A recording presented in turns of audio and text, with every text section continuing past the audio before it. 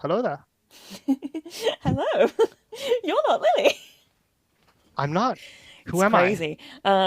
Unfortunately, Lily couldn't be with us today because she couldn't get a chance to go see Gladiator. Because for I don't know what's going on with the Hungarian cinemas, but it, they're not showing Wicked.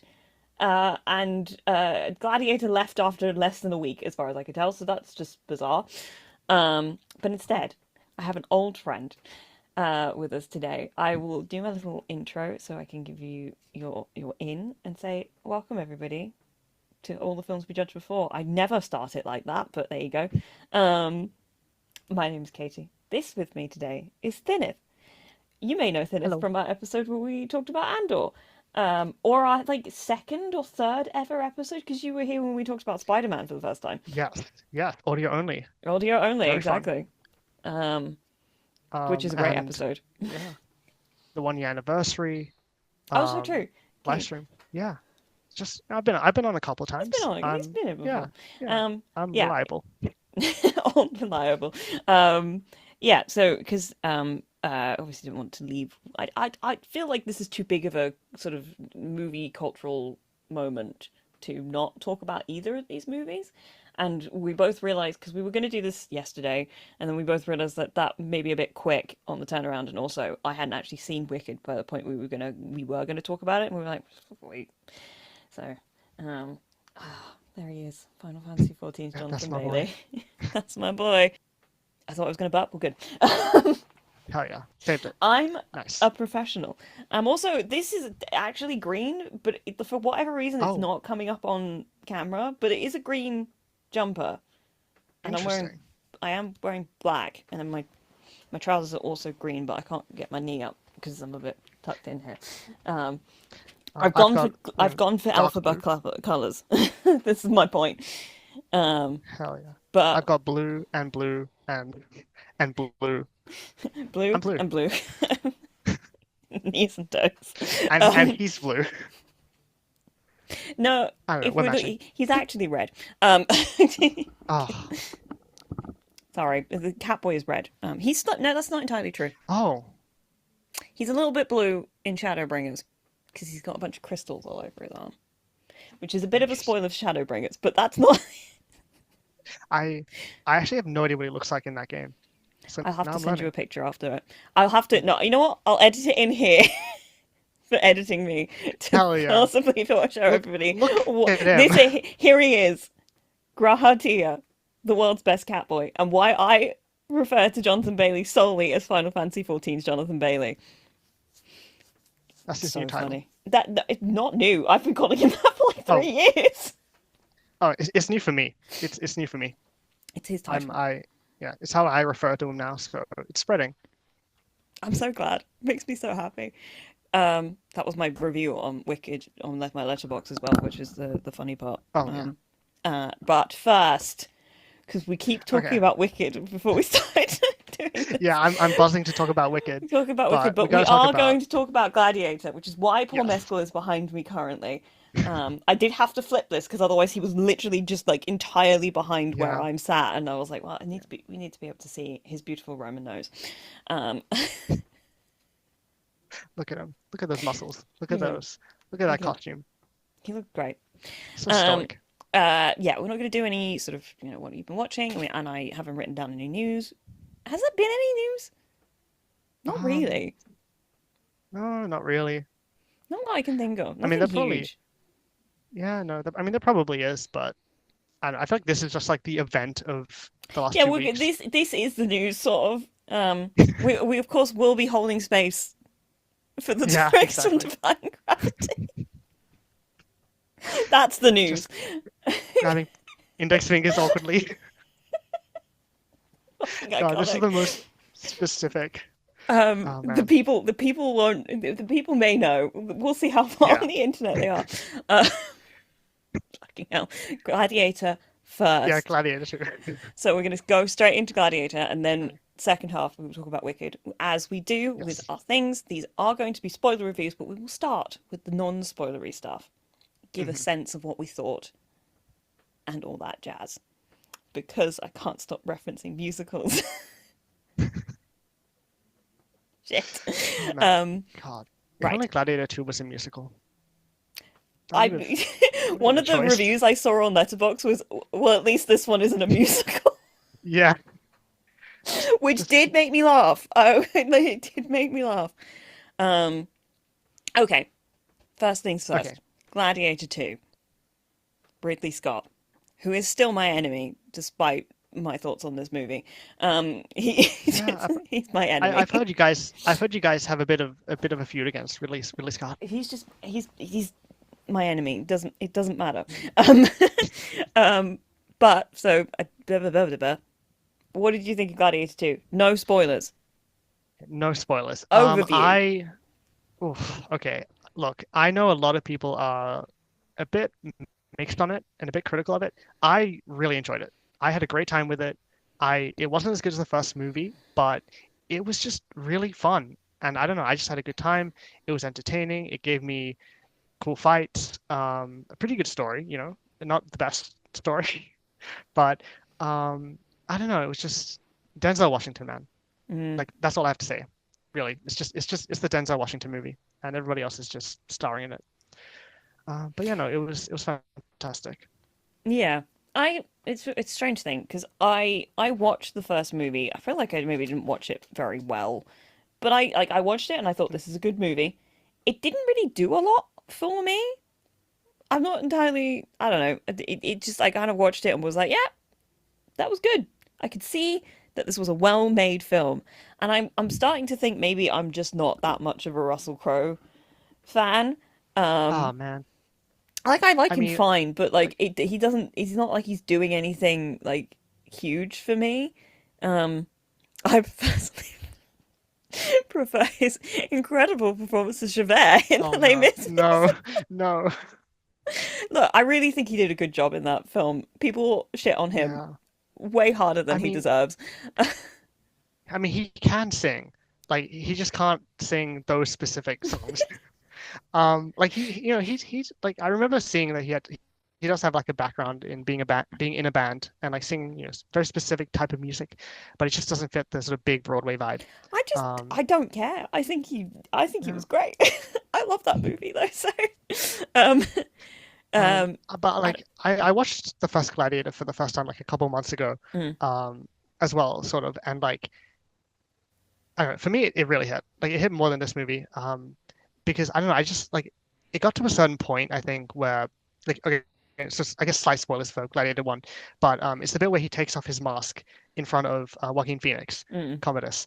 That was the moment where I was like, oh okay, I get it now. I'm locked in. Because the whole time I was like, okay, this is like a revenge story. He's wanted to get revenge on it for his wife and son. And like, how is it gonna play out? How is it, gonna I don't know, progress over the course of the movie. And then he takes his mask off, and I was like, okay, now this is interesting because now he can't kill him, and Commodus can't kill him, and so now it becomes an interesting game of cat and mouse. And like, I don't know, I that's what the moment where the movie like fully clicked for me, and I was like, okay, now I get it. Um, yeah, I I don't don't know. know, It it was was like I liked it fine. Like I said, I could see the uh, what's the word? I could see the skill and all that sort of stuff. So when you watch like certain directors, like it's like I can go, oh, I can see how good you are at your job as I'm watching the mm, movies. It's just I don't know something about it. I was like, yeah, it was good. I I kind of shrugged a little bit. But like I've got yeah, I think a little bit more investment in this movie just because I like the cast more, which is not the best way to like bring an endorsement of a film, but like it is something that like hits for me, I think, and will affect the way that I am able to enjoy a movie is if I like the cast. And I like this cast. There's a lot of really great people in this movie. It's a fun romp. I feel like people are being way too harsh on it in a way that yeah, I don't yeah. entirely understand. Because like I don't know.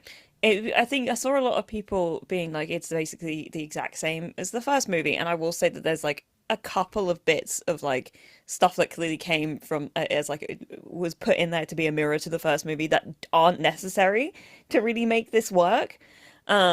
But it's like I think there's some. I think Lucius is enough of a different character to me from Maximus that it works quite well for me, at least. I think there's some pretty key differences, in my personal opinion, that make him like his own person. Um, in a way that Yeah, I I think think I liked quite a lot. And also, there's a lot of people who are like, Paul Mescal doesn't have the charisma or the charm or something like that to like pull off like leading a movie, and I'm like, you people are just fucking wrong. no, he's. I mean, He's so good in he's one this. of the best. Yeah, he's great. Like, I mean, I loved him in After Sun and All of the Strangers, obviously. Uh, Keep and talking. Sorry, bless I'm you, just bless sneezing. you. It's all good. But yeah, like I don't know. I mean, Paul Mescal's great, but I think he does get a bit overshadowed by like some of the other characters, but he's still a great leading man. Like I like how his sort of I don't know his quest really differs in some key ways from Maximus's, and like he's a lot more rageful. He's a lot more kind of This is my um thing. He's so yeah much more angry, and I think he plays yeah it so well. Like he yeah feels volatile from like no, like I want to say like a good 75% of the movie that he's on screen. Um, yeah. Like there's a moment where he actively yells at Connie Nielsen's character, and like it legitimately caught me off guard. I was like, holy shit, okay, fuck, okay, damn Paul Mescal. I was unfamiliar with your game, sort of. But like I don't know, but I mean, like I said, it is mostly the Denzel I Washington think show. the trouble is Denzel has such a fun role to play, and he's clearly Yeah. having a great time doing it. It's kind of hard for Paul Mescal to compete in that way because Mm. he's not playing camp. He has to be he has to be straight. He Yeah. shouldn't have been. Straight. He shouldn't have been straight. As I said No, in my no. review on Letterboxd, he should have made out with that hot doctor. Hell yeah. God. And the Honestly, fact that like he I think they didn't was cut really out. disappointing. Um, I think they cut out a gay kiss as well. yeah, but that was Between yeah, Denzel. but yeah, yeah. Um, But still but disappointing. still disappointing. Um, no, it's like, yeah, I just had a really great time with it. I had a really good. I watched it. The movie finished, and I went, "That was a great film." And then I kind of just left it there. I don't know. I'll watch it again. It was just really fun. I really enjoyed myself. The action's great. I think it's directed Yeah. beautifully. Um, uh, And yeah. it's like I don't know. Like I know a lot of people are criticizing the historical accuracy, and to Who that I gives a say fuck? exactly. Because like, look, I'm all for historical accuracy and everything, but like when you have sharks in the fucking Colosseum Hey, and it's filled with here's the water, thing. this shit. Okay, I'm gonna say now we're gonna get into proper spoilers and Oh, we'll start sorry, talking. No, sorry, no, no, no, spoilers. no. It's okay. That was in the trailer, so it's like that's fair. I Yeah. just want to because I want Okay. to talk Oh, about it, I all of this stuff in a little bit more detail now. So we liked the film. It's kind of the big thing. yes. It's a good movie, and I do think it's worth a watch in the cinema because it's quite a fun, um, Yeah, it's got a big spectacle, big visuals, big cinematography. It's all spectacle. that stuff. It's It's lovely just to fun. see. I like seeing big movies which like have Yes, as is evidenced by the fact that we spent a solid 45 minutes talking about Mission Impossible before we started. pretty much. Yeah. We kept trying to record, but then it was like, And nope, we then, gotta talk no, about Ethan Hunt. Very who important. respects women. All women are queens. Anyway, Okay. Gladiator 2. Spoilers now. The Yes. sharks thing, Yes. for me, I was like, because I'm such a big How to Train Your Dragon fan from the books. Mm, The third book yes. involves Hiccup going and getting kidnapped by Romans and being put in the gladiatorial Oh, arena. And interesting. they fill it up with water in the same way, so they do like the naval battle thing. But they also put these sharks in the water, but they're not just sharks; they're also dragons. They're called shark worms. So Oh, in my head, I'm like, "Oh nice. my god, there's shark worms in the gladiatorial arena." Really, Scott? He read the book? He gets Yeah. it. Oh my God. Um, He's still my enemy, but Um, he gets it. So like I don't understand why everybody's so mad about the sharks. Like I've seen a couple of people be yeah. like, the sharks were too much for me. I'm like, what's wrong with you? That's fun. Yeah. Look, it's stupid as hell, and like it makes no goddamn sense how the fuck they got sharks from the ocean to Rome. But like I don't care because it's so silly and so fun that like I don't know, man. Like where's your sense of whimsy? Like, come on, Where guys. is your whimsy? Why wouldn't you want to watch a bunch of people fall off their boats and then immediately get eaten by sharks? That's fun. Exactly. And like, Paul Mescal's just like driving his boat around and like crashing it into other people's boats. It's just a great Taking time. shots at important leaders of state. Exactly. Like, I don't know. It's just wild, it's entertaining, and it's fun. And Yeah, I don't know. I don't know. It's got good I have action. no like there's no skin in the game for me when it comes to like historical movies being actually historically accurate. Mm. I simply don't care. I want a good story. Um, Yeah, pretty much. doesn't I matter mean, to me. But I'm also really not a history buff. I don't like. I'm not I somebody who think will go out of their way to like learn a bunch of stuff about history and all those bits and pieces. I do not think about the Roman Empire on a regular basis. oh God, yeah, I was gonna say like my Roman Empire is I don't know, Alan Wake 2. Like I don't think about So true. I don't think about the Roman Empire at all. But I think about other things that are way more important, like video Such games. as such as Alan Wake 2. Yeah, yeah, Masterpiece. Um, masterpiece. masterpiece. But like, but I think Denzel Washington apparently reads a newspaper in this movie, and like that makes no sense. Yeah, But somebody also, like yeah, was like, there were no I'm like, who gives a fuck? Again, yeah, I don't care. like let him read, like let him just Let read the him little read. stories. Um, But I mean, oh God, like okay, but like besides the action, I mean, I liked Pedro Pascal's arc specifically though. I liked his arc a lot more than most people's storylines in this movie because it was just like I feel like that's where like this movie differentiated itself from the first movie for me, where it for was like, okay, I think that's now what's we're cooking really, a little bit. yeah, this is what I think is interesting because I think that in a way Maximus was kind of spread out between Lucius and um is it Cassius? That's his name? Cassius. Is that the Um, General Cassius? That sounds right. oh yes, yes, yes, yeah, that's Pedro Pascal's Yeah, it's character. better because it's kind of Yes. like it's like you've got all of the military might and like honor Hmm. of Maximus in Cassius, and then you've got all the rage of like him Yeah. of him losing his family and all that stuff in Paul Mescal, um, which I thought was really interesting, and the meeting of those two things in the middle was quite cool. I just don't know if I that was kind of one of my main criticisms of the movie. I don't think that moment in the arena hits properly, and I feel like it's because Hmm. they cut out some stuff around it because Ridley Scott is obviously going to release a 4 hour director's cut at some fucking Hmm. point. Um, Yeah, probably. that was Yeah, one of my I mean, main things when oh, I was watching this. I was like, this feels like this feels like the shortened cut of this yeah, movie. yeah. There's definitely some stuff missing, especially with with like a Cassius character, but specifically with the Empress. Like I think the Empress Mm. kind of got the short end of the stick It's on just a that shame regard. because Joe Keery, not Joe Keery. I'm sorry, I'm looking at Joe Keery's name is just right in front of me there on my Oh Twitter, God. and I'm like, no, no, and that's not what I mean. Joe Quinn, Mm. is so. I wasn't expecting him to Yeah. be quite so like focused, if you know what I Yeah. mean. Because you've He's got very calculated. yeah, because you've got Fred, Yeah. whose last Fred name Heckinger. is that how you say it? Yeah, I think it's Heckinger. I heard Heckinger, it yeah, pronounced there like it is. that. It's one of those ones that Um, I've seen it written down so much, but I've never actually attempted to like yeah. read it properly. Um, God.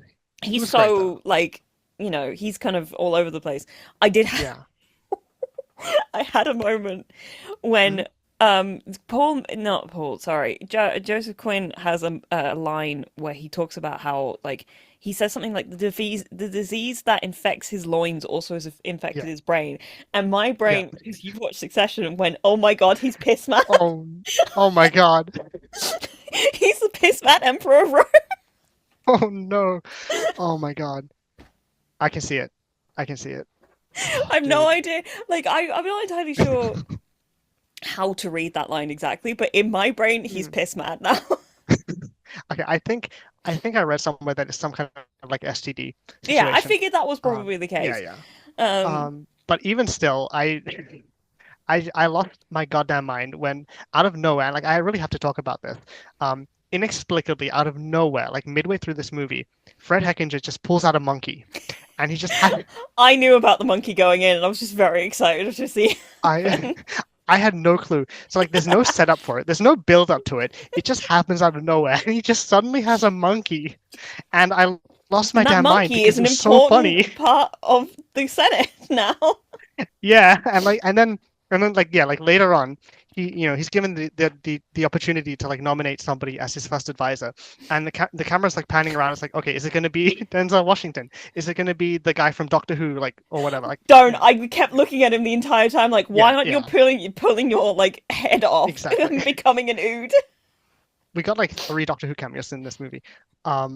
But then the camera just like goes over to the monkey and he's like, I nominate my monkey as first advisor. And I tried so hard not to laugh my ass This off is in the the thing. cinema. This is why this movie is good because it is camp. It's so camp Yeah, in a really it's fun so way. funny. And like nobody else in my cinema was cracking up, but I was laughing so much at him just nominating his monkey as his first advisor out of everybody else. And then obviously he nominates And Denzel then they Washington did as nominate Denzel yeah, yeah. Washington, Yeah, which yeah. And I was like, okay, honestly, okay, that got is it. Yeah. iconic. Yeah. It's like second fiddle to a monkey. But like I don't know, it was just incredible. Like no notes. Like I just love how much he was obsessed with this little monkey. He That just loves this little monkey again, guy. it was just set up out of nowhere. Like there's no build up to it. It just happens. And I love that.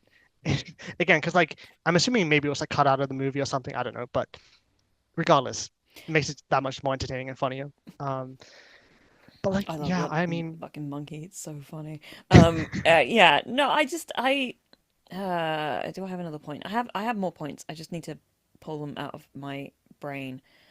it was Um, like 2 weeks ago or like a week ago. it was about it wasn't that long ago for me. I saw it on Wednesday, so Oh, gotcha. nearly a week. But no, the other thing that I think for me didn't make a whole lot of sense or like wasn't needed to make this film work as it is, and I think it was only there to draw more parallels between Lucius and Maximus, Mm. was his wife. Yeah. I Because she mean, kind of yeah, that didn't is that have is any impact on anything at all. Like they put it as like this is the thing he wants to get revenge for.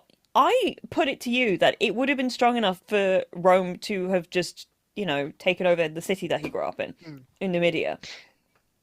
I Yeah, and think I that would have think been that's enough sort for of him to be like he's clearly already angry at the concept of Rome because, he got sent away and all of X, Y, and Z sort of stuff. mm, And it just because she has like basically no impact. And it's like yeah, the most obvious it's version of fridging I've ever seen. fridging. I was gonna bring up fridging. Yeah, it's like it kind of works for the first movie because it's like it's this one big sort of revenge What he quest and that sort of thing. wanted, like the whole thing was that he wanted to go Yeah, home to his family, and then that was taken mm, away from him. yeah, yeah, and like communist, was deeply unhinged. But in this case, it just I don't know. It really did feel like fridging, much more than the first movie, and it's a shame because like I think with this, with that character specifically, it is a shame that she wasn't part of the movie. But then there's also the fact that like I heard like kind of whispers or like rumors that like May Calamawe from She the got Moon Knight series fully cut out of the shafted. movie. Yeah, Yeah, and like that sucks even more because it's like man, I don't know. I I just saw her wish. in the background of one shot, Yeah, like in the I heard that she was background. in the She was like background. sat behind somebody in the box, and like that's Yeah, the only time I saw her in the entire movie. And she like got announced as like main cast back yeah. in She's like apparently going to be beginning of like last year. one of the, like the lead actors in the movie, and then they cut everything of her out of the movie Yeah, except for like one background appearance. And it's like, man, she deserves so much better. she did. She And absolutely yeah, did. especially because I think it's because she's Palestinian and that sort of thing. But Yep. just yeah, They like we which obviously yeah, can't say for sure, allegedly, and we'll put yeah, I know. that in there, but like It's like, man, Jesus Christ, I hate Hollywood. I hate I hate Hollywood. yeah. Like Fuck's this movie's sake. really fun and entertaining, but it's also got some big mistakes and like elements that I'm like, oh, It's I just wish it's such they a did shame, this differently. and I'm like, I'm not like I. It's not like I think that every like like I don't think It's not like I have to. I think that you have to have like. I'm not saying you have to put women in everything. I actually don't mind there being movies that are like about men and only like are kind of Mm. like male centric things. I don't it's fine, obviously, but I do have an issue when one of the only both of the main women in his life get brutally murdered by arrows in the Yeah, same way, which I'm just realizing is probably an intentional like parallel sort of a thing. But at the same time, it's like, what are you saying here then? Like, what is being Yeah. said by the fact that they both got hit with an arrow in the exact same way and he couldn't save either of them? I don't think it says a whole lot, to be honest. It just feels like you're killing women. Yeah, and it's like when you only have like, two women like in the movie or like Two women, two whole women. and they are a Um wife and a mother, yeah. And they both die. and they both It's die like in the exact same way. okay, and it's like if you're gonna make a Gladiator 3, it's like, well, now we just don't have any women. But also It's at the like same great. time, I don't don't know. make a Gladiator 3. You don't need it. Like, I understand Yeah. making this movie. I think it makes, I think having, I can see the, not wisdom, but like, I could see the logic in wanting to like come Yeah. back to something after a long period of time and like bring in like almost like a continuation and an update of like something that came out 24 years ago and all that sort of stuff. Um, Mm, but at the same time, this doesn't need to be a further franchise. Like, you don't need to go any further than this. It's fine where it is, mm. kind of a thing. Yeah, and it's like there's like little things in the movie that I'm like, if you think about it too Yeah. hard, it kind of starts to become a bit more disappointing. Um, Yeah, and it's like I don't know. I don't know how well this movie is gonna age in like a year, but like mm. right now it's It's it's good. a It's good time. fun. Yeah, it's good. It's entertaining. It's fun, but it just like lacks the kind of I think depth that the first movie had, which is It's like all right. I don't know. I liked so much of it. I really did. Like we said, Denzel Washington's so good. There was an interview I Yeah. saw with Denzel and this guy who was like the end of the movie when they're having that fight in the river. Um, the guy was like he saw Denzel walk into the water and he was like, "Not the Versace." It just really cracks me up. Not the Versace. You can't put silk in water. That's bad. Oh, God damn Um, it. Ridley Scott, come on, man. Like I got what's wrong with you, man? where is I the was kind historical of half accuracy? expecting somebody to turn into Ophelia in that moment and do like the full like down the river on the back Oh sort my of God. thing. I was a bit disappointed that we didn't get that actually, Mm. but it's fine. It's fine. Um, Were you I just annoyed remembered. about the fact that there wasn't a massive battle at the end of the movie? Okay, that's where I thought Because it was I going. I wasn't. thought, yeah.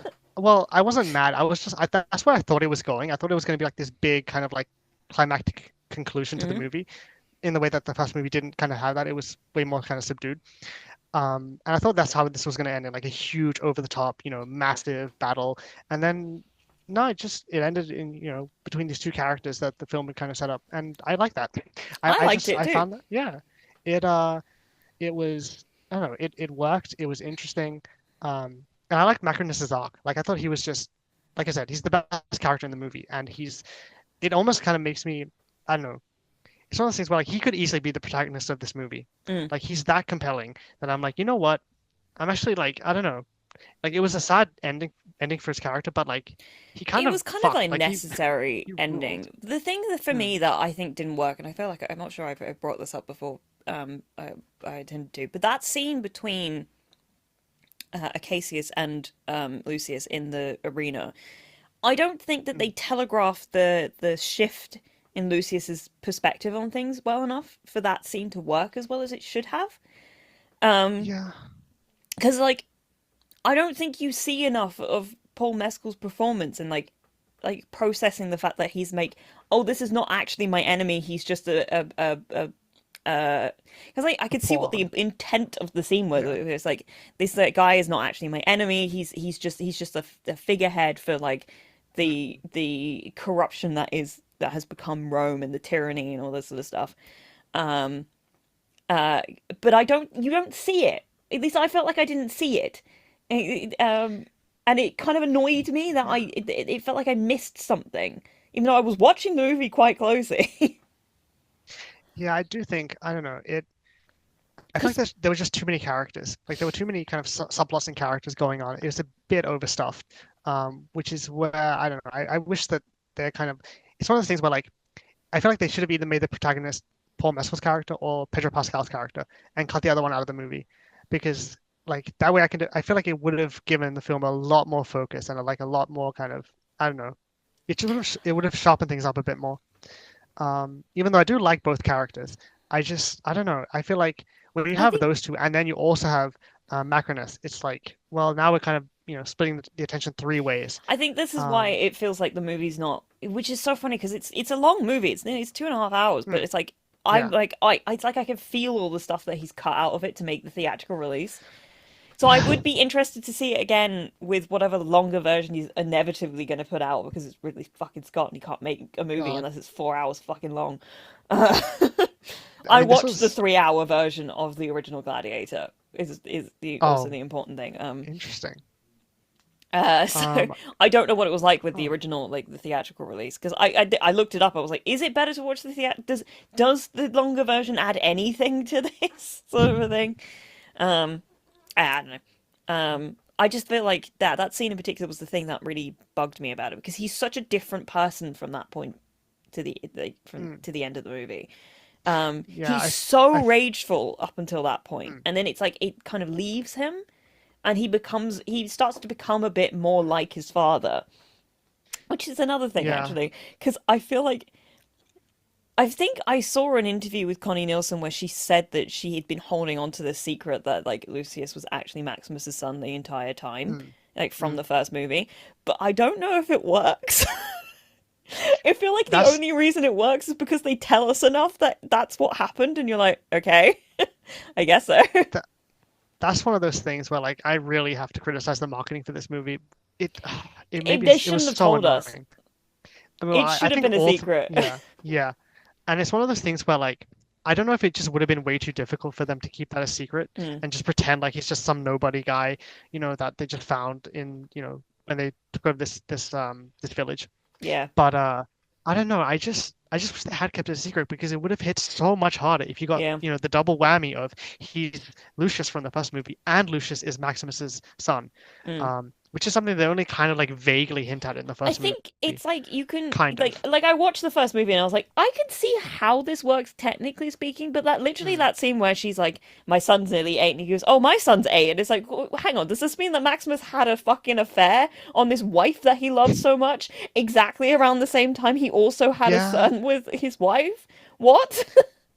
And it's also like the bit where Lucius in the first movie says that like his father died when he was young, and it's like, and he They says that to basically turn around and Maximus. were like Yeah. they throw it, they put it in as a throwaway line where it's like, oh yes, she was married to this guy, but he wasn't really into her. Like they basically like Mm. he was gay was the kind of like subtext of the entire thing. It was like they weren't like they weren't intimate like that, so she had to go off somewhere else if she wanted to get a son, and it was like okay, I guess. Yeah.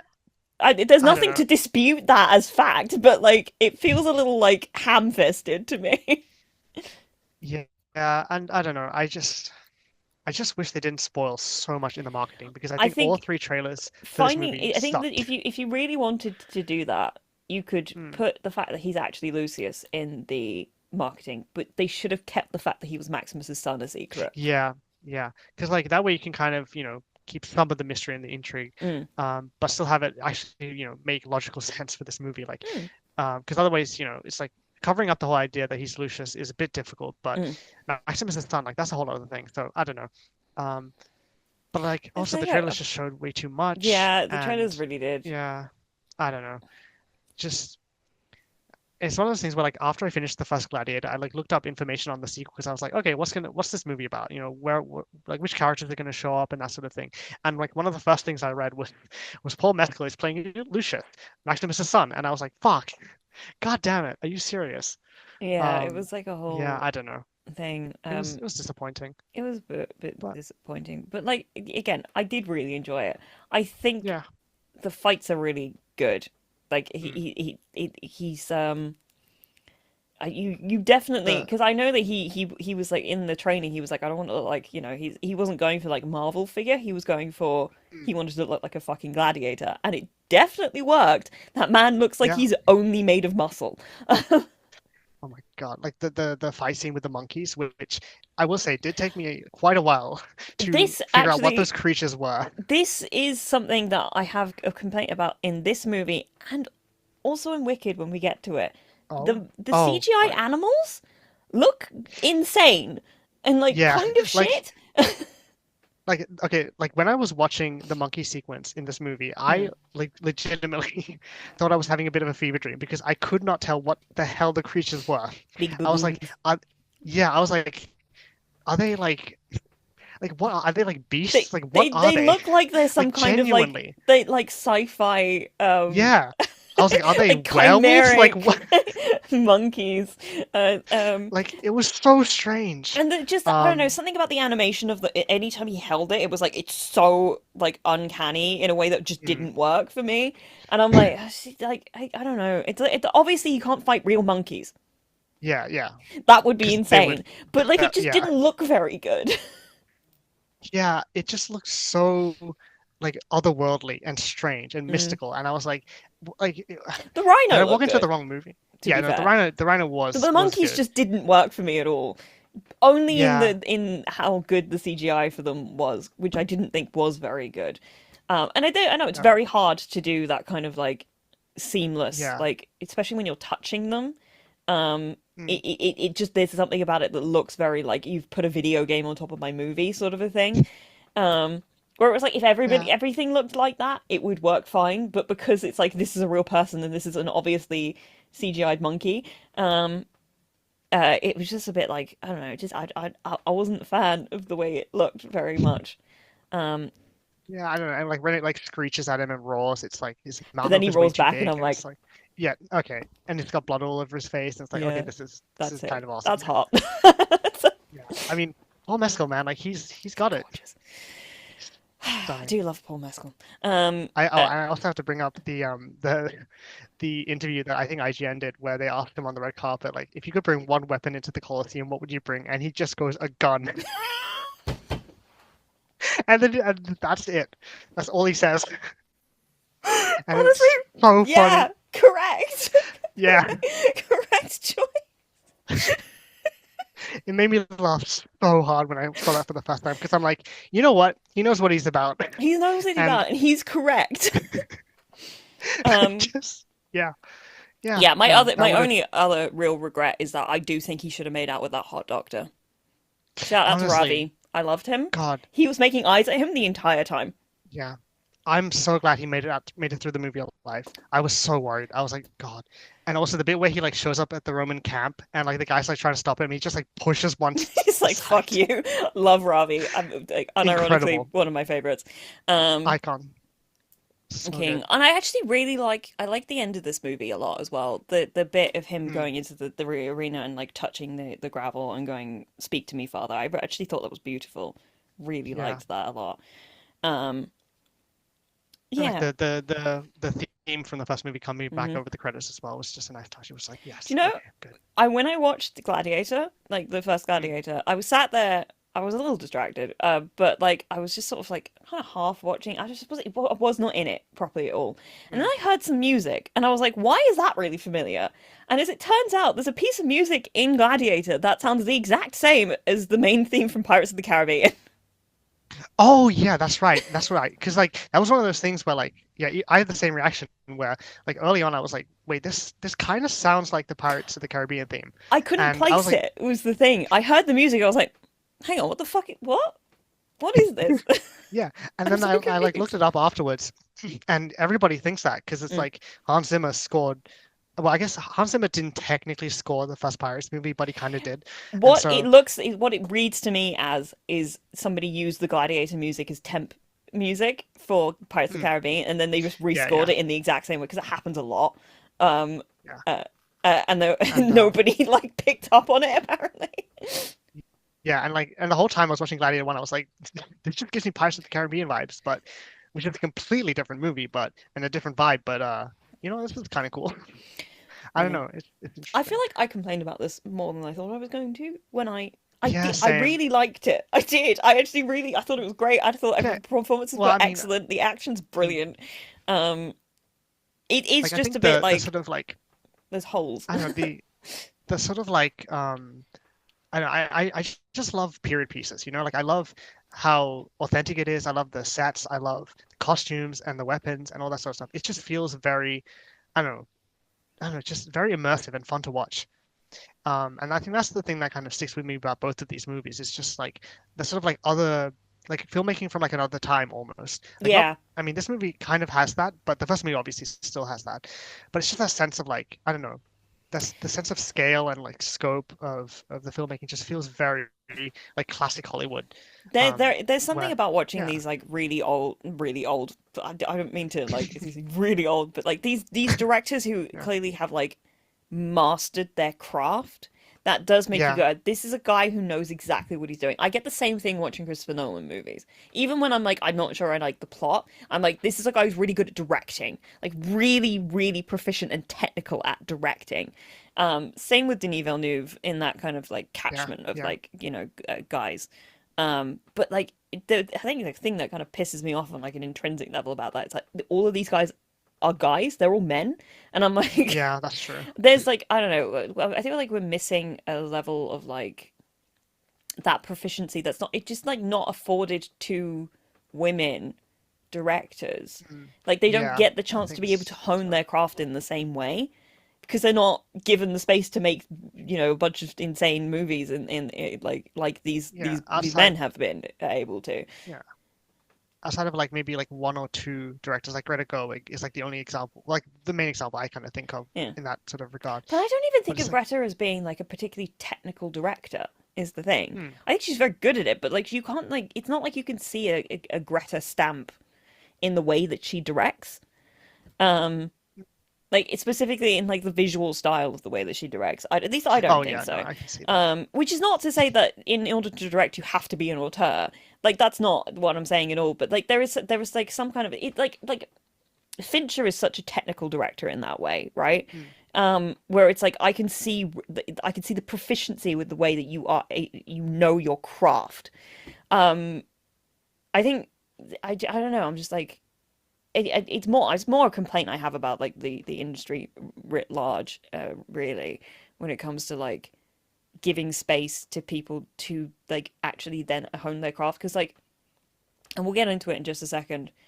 It's the Hmm. same with like cinematographers. You don't there's like Yeah, the art of cinematography. It's like that you haven't that people aren't given space to like be good at their craft anymore. There's like nobody's learning or like nobody's given space to like learn their craft properly. yeah. Um, Would you say it's like the same like group of names all the time, that sort of you see thing? the same group of names, but like even then, what my thing is like we're not getting new names coming up in that space. Yeah, We're kind of moving out of that sort of generation of filmmakers, and I want to see new like names pop up who can be as good at their job as say Roger Deakins, who is the fucking goat when it comes to he's cinematography. incredible. The man knows lighting like nobody Oh yeah, else. I Um, still think about shots from like 1917, and I'm like, how did you do that? fucking Like, good. what the fuck? Um, I don't know if I've told it on this podcast before, but I forgot. Like I had it like in the back of my brain, like I'd read it somewhere that Roger Deakins had done the cinematography for 1917, but like I had forgotten about it basically.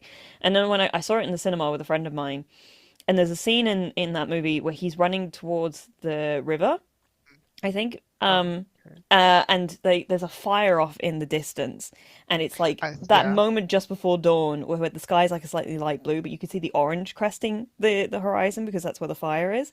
And it was in that moment I saw that shot and I went, "This is Roger Deakins' movie," like hmm, just like because he knows how to use light in a really specific way that you can like genuinely recognize it just by looking at it. And there's just we've lost the art of lighting movies in a good, oh yeah, interesting way. Um, uh, to be fair, I think this movie actually does look gorgeous. Like it's very pretty. I love the whole sequence of him on the shores of the Styx oh watching. yeah, I think that's exactly. That was honestly beautiful. Um, very emotional. and honestly quite funny because I read a bunch of stuff in Empire because he wanted the original story that he'd come up with was this like Maximus going through Hades trying to like fight his Yeah, way out yeah, of hell and all this sort of stuff was like kind of the yeah. I early stuff heard and I was about like, that. oh, it's nice that that's kind of left an impact into like the story that you did end up telling at the end of it.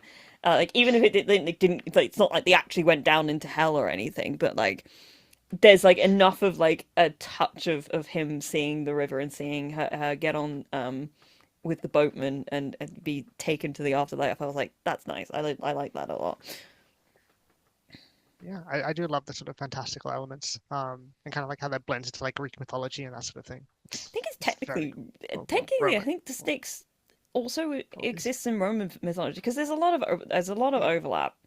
I think cause I didn't think so. I didn't know this, but I think Hades is also a figure that does appear in Roman mythology. That might be a lie though, so don't take my fucking word There's for it. there's a lot of overlap between There's those a lot of mythologies, I overlap. think. I Yeah. only found out recently that Apollo is in fact a god that exists in both Greek and Roman mythology. That was something I didn't know, but there you go. Um, yeah. Anyway, Gladiator. Um, Here's the thing. I feel like you're probably going to be in the same boat for me as this. I always find it very strange to try and rate things out of 10, but that's apparently how we do things here. Hmm. So if you could rate Gladiator 2 out of 10 for me. Oof. Oh God. I mean, I do like getting precise with my ratings, but I mean, I would say honestly a 9 out of 10. Like which I know is probably a bit high. And like, let's face it, in like Seems 6 months, pretty it'll high. probably be like 8.5 or like 8. But right now, just like recency bias, I'm just like, you know what? It was just a very, It was good. very It was very good. immersive, good time. Very immersive, very good, very entertaining. And I'm like, you know what? 9 out of 10. I just enjoyed it. I Mm, just like historical epics. Um, who doesn't? and Um, it just hit. it does hit. I think probably 8.5 as well, actually. Hmm. About there, anyway. I don't think I'd go as far as a 9, personally. That's I think fair. I've talked myself out of that, to be honest, just Yeah. during this whole bit. Okay. But, like, yeah. But it's like, I don't know. I think what pushes it up to a 9 for me is just how genuinely like captivating Denzel Washington was. Like He's every so time he's good on in it. screen, I'm just like fully locked He's in because so he's camp. so, yeah. But he like chooses scenery. He's Hmm. so aware of his like screen presence more than like any other actor in the movie, and he's Yeah. just like he owns every single line of dialogue, every choice that he makes. It's Yeah. just like, okay, this is fantastic, and I love it. I want to give a quick Um, shout out to Paul Mescal's accent in this movie because I just really like how it sounds. hmm, It's just like there's something about it. Every time I hear it, I'm like, it's just nice. There's a nice timbre and cadence to it that I'm like, it's a good choice. I'm glad that you picked it. To be honest, I just love Paul Mescal, to be honest. I just love He's it. just an icon. Yeah. Irish icon. God, still think about his performance in After Sun, and it makes me cry. It's so good. I loved After Sun, but I didn't get like completely wrecked by it by a way in the way that it seemed like a lot of people did. I don't Mm, know what it would do. I didn't. I loved it so much. Don't get me wrong. I thought he was brilliant in it, but like I don't know for whatever reason it didn't hit me in the same way it seemed to hit a lot of people. All of Us Strangers, on the other hand, I've seen 3 times this year, and I love mm. so much, so much. See, I feel like I have the opposite feelings than you do on those two movies, where I'm like, After Sun is my jam. It's 100% my thing, and All of Us Strangers, it just didn't click for me, or like it didn't fully Did make you? sense for me Did on my you? first watch, Okay, okay, you've watched it again since. and I have not watched it again, You need to. which I I probably for should. me because Yeah. I watched it the first time and I was like, oh, this is a different movie to the movie that I thought I was watching. Mm. Second watch of it is the thing that made it hit for Okay. me because like Yeah, I think then I that wasn't trying to tracks. predict where it goes. I was seeing it for what it was, and Mm. it makes much more sense, Okay. I think, on the second watch because I think it kind of Yeah. tricks you into thinking it's a romance movie, but it's not. It's not Yeah. really. It did confuse me quite a bit in terms of like, what was real and what wasn't. Um, I think you kind of have to I just don't know. not pay Yeah. attention to that at all. Is the other Yeah, it's thing. one of those things where like I feel like yeah, watching it a second time is probably going to help me, I don't know, process it better. I Because the first definitely time I was appreciated it more genuinely the second confused. time. Mm. But yeah, no, but he was fantastic, like, obviously, yeah. They're both so And good Andrew in it. Scott, God, just beautiful. And It's also so. like, I don't know, his Maybe parents I as need to well in watch that After movie. Sun a second time as well, just to see if Well, I get more out of it in a second watch. I think the scene in After Sun that hit me was the dance sequence at the very very end. Like Mm. that's the moment where it was just like, okay, now I'm full on crying. Like this is just devastating to me. Yeah, that's the one that people talk But about yeah. a lot. But I was like, I don't know. It had the same thing when I watched Lady Bird for the first time, where I was like, I can see Mm. the what the movie's going for, but it just wasn't hitting in the way that it was for a lot of people. But then I watched Lady Bird again recently, and fucking hell, The end of that Oh movie yeah, really killed me. I still need to watch that. Oh man. I needed space between my first watch and my second watch, I think, to understand it. I think genuine, I just needed life experience before I understood Lady Bird in the Mm. way that I think it intended to be seen. And now I'm like, shit, no, that was fucking amazing. Um, Saoirse Ronan really is the best to ever do it, ever, Oh yeah. I mean, God. ever. Wait, she's Irish as well, right? She As is well new. as hell yeah, we love the Irish We do. icons. Um, Um. you should watch The Outrun if you ever get a chance, by the way, because she's Oh yeah, I heard about that. insane in that movie. Insane. I don't understand how she does it. That's the one with where she has blue hair, I think. Yeah, she has blue hair, Right? Yes. and then she also has pink hair for a bit, and at the end of the movie she has orange I'll hair. slay. Um, and frankly, it's just rude to show that blonde people can dye their hair whatever color they want, and they don't have to think about bleaching it. Oh yeah, I It's I just, had to get mine it's bleached. frankly it's privilege. Yeah, I had to get mine bleached, and it was awful. It was like neon yellow. Terrible. But yeah, Anyway, now okay. we can move on to Wicked, but I have to change my Hell yeah, background. let's go. I'm gonna see. I'm gonna actually see if I can try and do an edit to this time. Ready? I'm gonna do a clap here, then we'll see if I can put that together. Nice. Editing. Movie Editing. magic. We'll see. It was funnier when I did it last time because it looks like I didn't edit it at all. I actually did. I edited it quite a lot.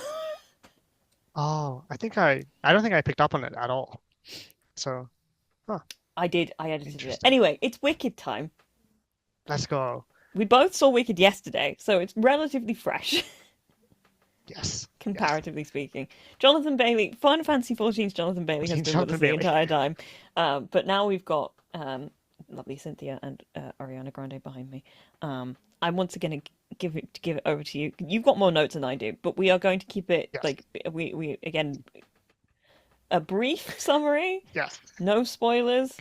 Um, I will say it's very funny to me seeing the number of people who were like, "I didn't know it was a musical." I'm like, sorry, how? Yeah, I've never seen Wicked. I haven't listened to the music before, and Mm. even I know that this was a musical. Musical. Come on, guys. Like, I'm not saying that the first trailer did kind of hide the fact that this was a musical, the Yeah, very yeah. first one, where it was like, no, like, what the fuck are you guys doing? The subsequent Mm, ones, I don't think did, personally. mm. But also, how can you just not be aware of Wicked in this day Yeah, and age?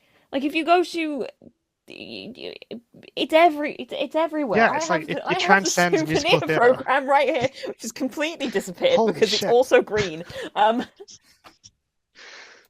God. Yeah, That it's one's like it from my transcends August trip. I've got my that very bubble. first one up in my Mm. little box of programs that sits on the top of my my bookshelf on my desk. Hell yeah. Love to see it. But it's Anyway, like, yeah, it's just I don't know. Okay, so like non-spoilery, non-spoiler brief review. snop, brief Go. thoughts. Okay. As somebody like I said who hasn't ever experienced Wicked before, this shit was fucking staggering.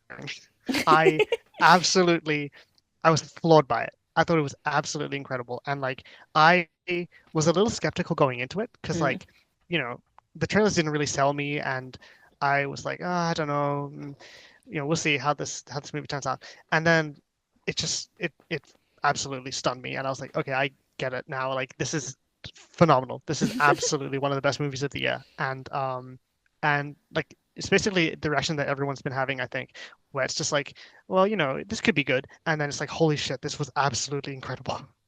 This was a masterpiece.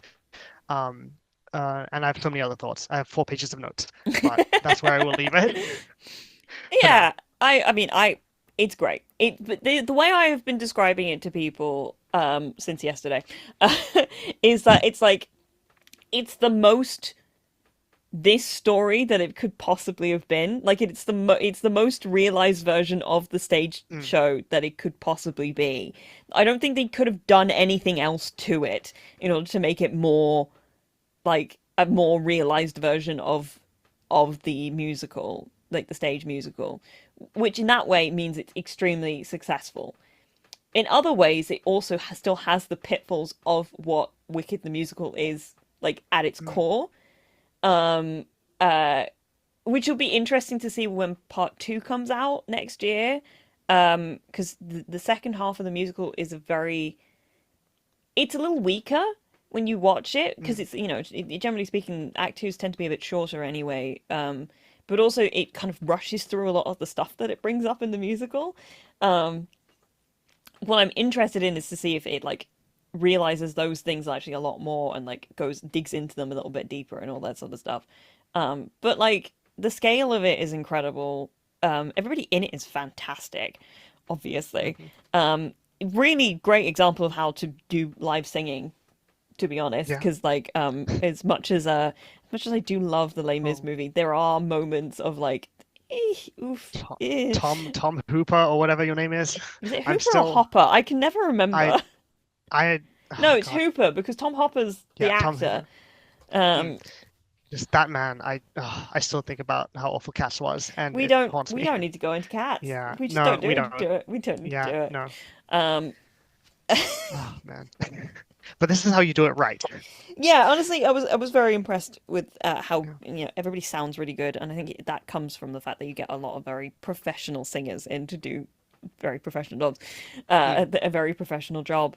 Um, and yeah, I mean it's great. Yeah, any like reticence I have about it comes from the story itself, like from the stage Mm. musical, than it does like the movie.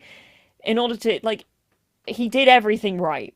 Did with Mr. John M. Chu, Mm. Yeah, sorry, true. Chu.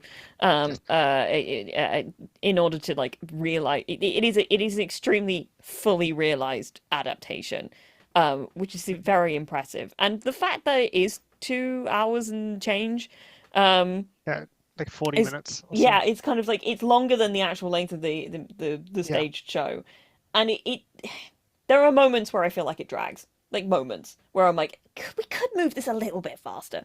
But I think that the things that they do put in there to kind of pull it out a bit more and like let things settle and all that sort of stuff work very well.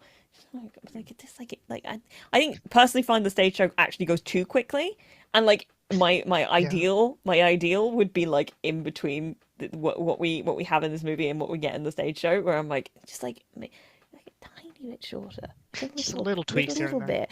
Like you Yeah. could probably cut out maybe 20 minutes Mm. here and there over the course of the movie, and it probably I think it maybe would feel a little bit better. But like honestly, to be able to drag it out as much as they did and not feel like it's dragging that much is very impressive. Um, uh, I was one of the many people, I think, because I'm not an Ariana Grande fan. Like, she's Yeah. fine. No. Doesn't really do anything for me. I'm not much of a pop girly, generally speaking. I am in some places, much like many people, including yourself. I obviously started listening to Yeah. Chapel Roan this year, and I have been Hell yeah. thinking Let's about Pink go. Pony Club for the past week. But like, Fuck I'm not yeah. like fully in. Did listen to a lot of Olivia Rodrigo last year, though. That is Mm. true. Yeah. But I'm not like I'm not the most pop girly pop girl. I didn't know Ariana Grande was so fucking funny. Yeah. No, she absolutely She crushed the kind of comedic bits. steals the entire movie. Yeah. Um, and I forgot. I kind of forgot that Glinda. What point in the movie do we need to refer to her as? She's Glinda by the end of it, so we'll go with Glinda Yeah. or Okay. I was. Garlinda with a It gar. took me. It took me a long time to realize that. I thought her name was Glinda the whole time until like basically towards the ending, and I was like, oh wait, okay, I get it now. Whoops. She made a decision. Um. She's in Yes. solidarity. Um, yeah, no, I was so surprised. She's truly was made for this role. She gave it everything and was phenomenal in it. And obviously Cynthia Erivo is always brilliant in Mm. everything. Her "I'm Not That Girl" was frankly devastating when I watched it, Mm. which is not a song I think about that much. But it was like one of those ones I'm like, oh, I get this now. I Wicked is a weird thing for me because I Wicked was the first show I saw on the West End. I saw it when I was 13. Mm. It was a birthday present from my parents. I saw it with my really good friend at the time. My dad, who hates musicals, took us, which bless his heart. Um, and we sat in the stalls, and I I remember the face of the Wizard of Oz coming out and it being so loud. Oh wow. Like the little tiny 13-year-old me with like her fingers in her ears and being like, this is really fucking loud. I'm finding it like kind of scary. And then I saw it again Mm. earlier this year. It was in August. It was a couple months ago. I got some day of rush tickets. Thanks to Daytix. Uh, Mm. because I was Bless. like, I want to see this again before I see the movie, just so I have a better sense of it, like as an adult. Because obviously I haven't seen it since I was 13. And as much as I'm a original cast recording person, I haven't listened to the full cast recording that much. I've listened to a couple of songs a lot, like obviously Defying Gravity and Popular are like the really like big ones. I have also listened to Loathing a fair bit because that is an iconic. I Yes. love that song so much. It's But so like catchy. some of the other ones, like I was not somebody who listened to Dancing Through Life very much. And Mm. there's like Wicked is a strange one because it's like it, the ones that really hit, but the ones in between are a little bit like a little bit forgettable. Just as music goes, the Yeah. musical there's a sort of bit to go. But yeah, I'm not like girl really got not like I wasn't like get me, but like once it kind of it's like I heard it properly for the first time, and I'm like, oh, I get this in the context of the scene I'm looking at it in now, and I think she does such a good job in that sequence. Um, yeah, I mean it's great. I can see why they split it in two parts. I do think the marketing around it is so strange though, that there's no Yeah. It. part one written on anything anywhere. Especially when Nope. it's like one of the first things that you do see in the movie is that and we'll go. I think I'll say now we're going to do spoilers from this point Okay. forward. Cool. Um, when as the movie opens, I really like this detail actually of like the Wicked being in that kind of like Yeah. The 1930s just like the original title card. like the original title card and all So that sort of fun. stuff. Just little details like that I did really enjoy about the whole thing. That yeah, really liked that. Um, I want to get to your notes, but I do want to bring up a couple of like, I mean, they are criticisms, but like they're not like huge Okay. like plot things really. There's a lot of talk about like the color grading on this movie. I personally Yeah, don't I think did the hear about that. grade. I don't think the grade is the issue. I think it's the lighting overall. Mm. It's lit really flat. There's no shadows anywhere, and there's like a weird insistence on like really white light, like um lens flaring in the background. I'm like, this is not a Mm. J.J. Abrams movie. I don't need this. Like, I don't know. It was like the lighting on it is so strange to me. Where I feel like they could have like the grade. I think the slight pastel look to a lot of it is quite nice, and I think that the Mm. greens actually pop quite as well as the blues and all that sort of stuff. I just think it's lit. It's so strange. It looks like they're in purgatory half the time. Like you look out a window and all you can see is white, and I'm like, where's all the texture gone? It's really I'm gonna strange. I'm gonna be honest. It's one of those things where like I didn't notice it at all for some reason during the entire film, and then I watched. I obviously like looked at people's reviews and that sort of thing, Mm. and then I saw people talking about it, and I was like, oh, wait a second. Okay, I can kind of maybe remember things like that, but I don't know. It's just it's not something that like stood out to me when I watched it. But I'm sure if I rewatched it a second time, which I probably will, to be honest, like maybe next weekend, I will probably look out for it and be like, oh no, this actually does look kind of flat. It's But just I don't strange because I know. think the color of it actually looks really beautiful, and I think it works quite Hmm. well. It's just there's no depth to any of it because it's all lit so flat, like so flat. And I just don't understand why when like I don't think it's not like I think it needs to be particularly um like it doesn't need to be dramatic in the levels between the light and dark and all that sort of stuff, but like a little bit more I think probably would have worked quite well in its favor. And I don't know, it's just a very strange thing, but that's why I brought up before that the art of lighting a movie seems to have completely Yeah. disappeared somewhere along the way. um 'Cause it's like it's not, yeah, I don't need things to be like dark in this movie because it is a technicolor sort of bombastic piece of media, but Yeah, like like sort of a throwback little musical bit more type vibe. dynamics would maybe Yeah, probably work quite well for it. I don't know. I'm gonna see a bunch of people making gift sets of it on Tumblr, and they'll do a better job grading the whole thing than yeah, the movie yeah. does. I did see some like updated color grading from like fan made edits and stuff, and I was like, oh, this actually does look Yeah, better. it's Like just it such looks a more strange. vibrant and the It's a colors pop. Um, yeah, yeah, and I didn't hate the way that it was graded. I just think that it was such a. I think it could have done. I just don't understand the white light. It's so weird to me. Like, mm, why? I Why really are there have to lens rewatch flares in this my Wicked movie? for the Um, dramatic qualities and all that. But I don't know if no, it did I don't do know. that though. I don't know.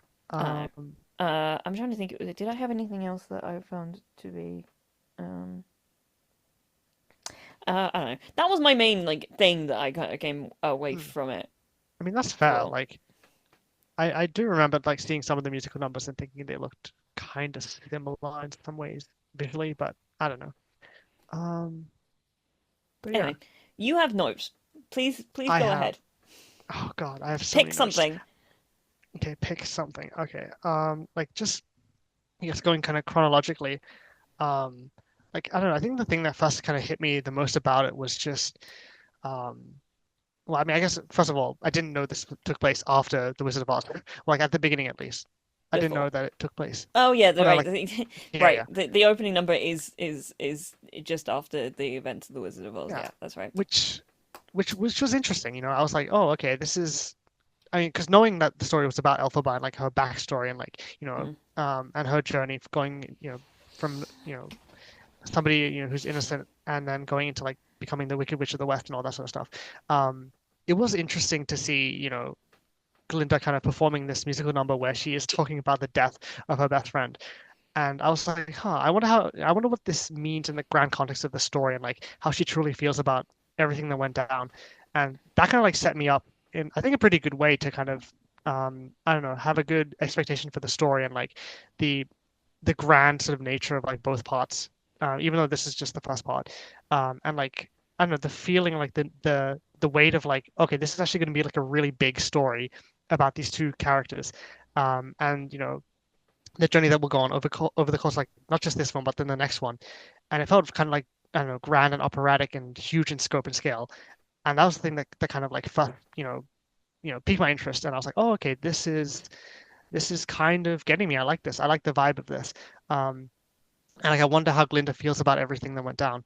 And then the backstory happens, and it's like, okay, and it's one of those things where like I don't know the story of Mhm. part two or like act two of the musical at all. I will keep quiet then. Yeah, but it's one of those things where like when I first went through that musical number, like it wasn't really a musical number, but it was actually no, it was kind of a musical number, but the sort of backstory of like Glinda's not Glinda, Elphaba's mother, like having an That affair yeah, with that's this part of the guy. opening number. That Yeah, and when I heard the guy sing, I was like, wait a second, is that Jeff Goldblum? And it's one of those moments where I was like, wait a second, that sounds really like Jeff Goldblum, and and I'm like, okay, that's interesting. And then I re-listened to what's it called? The the song that he sings at the end of the movie. Jeff Goldblum. Sentimental Man. Yes, Until When the Man. And there's a bit where he says something about feeling parental.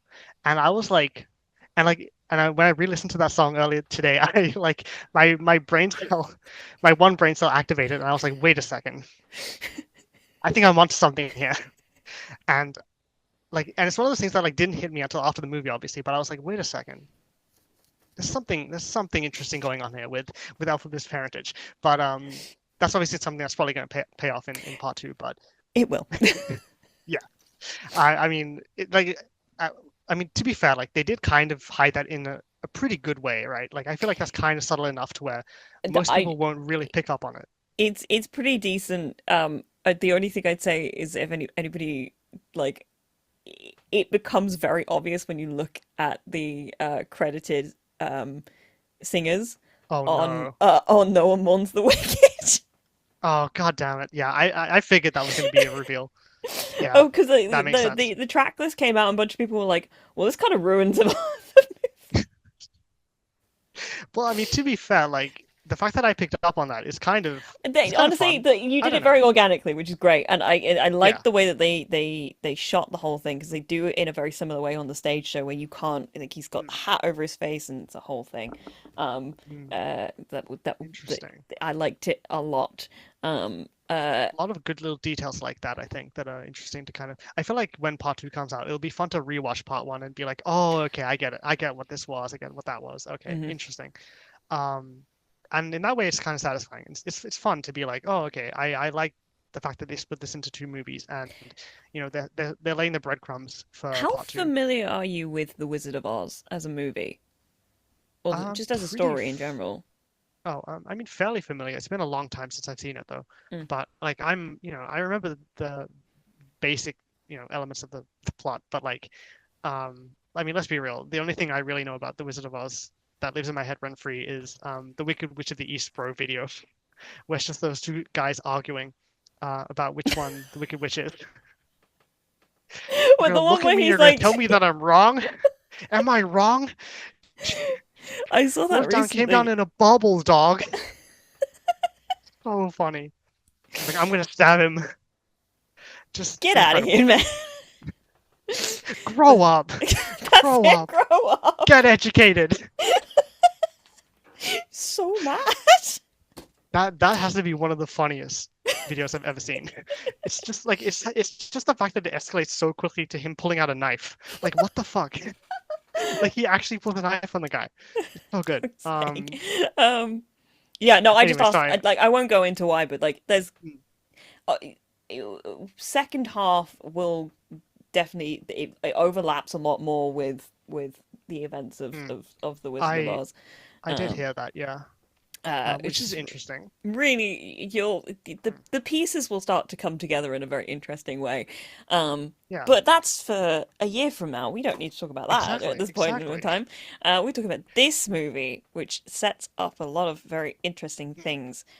I forgot how much Glinda is actually kind of the focus of this first movie because it is being told through mm. her in a lot of ways.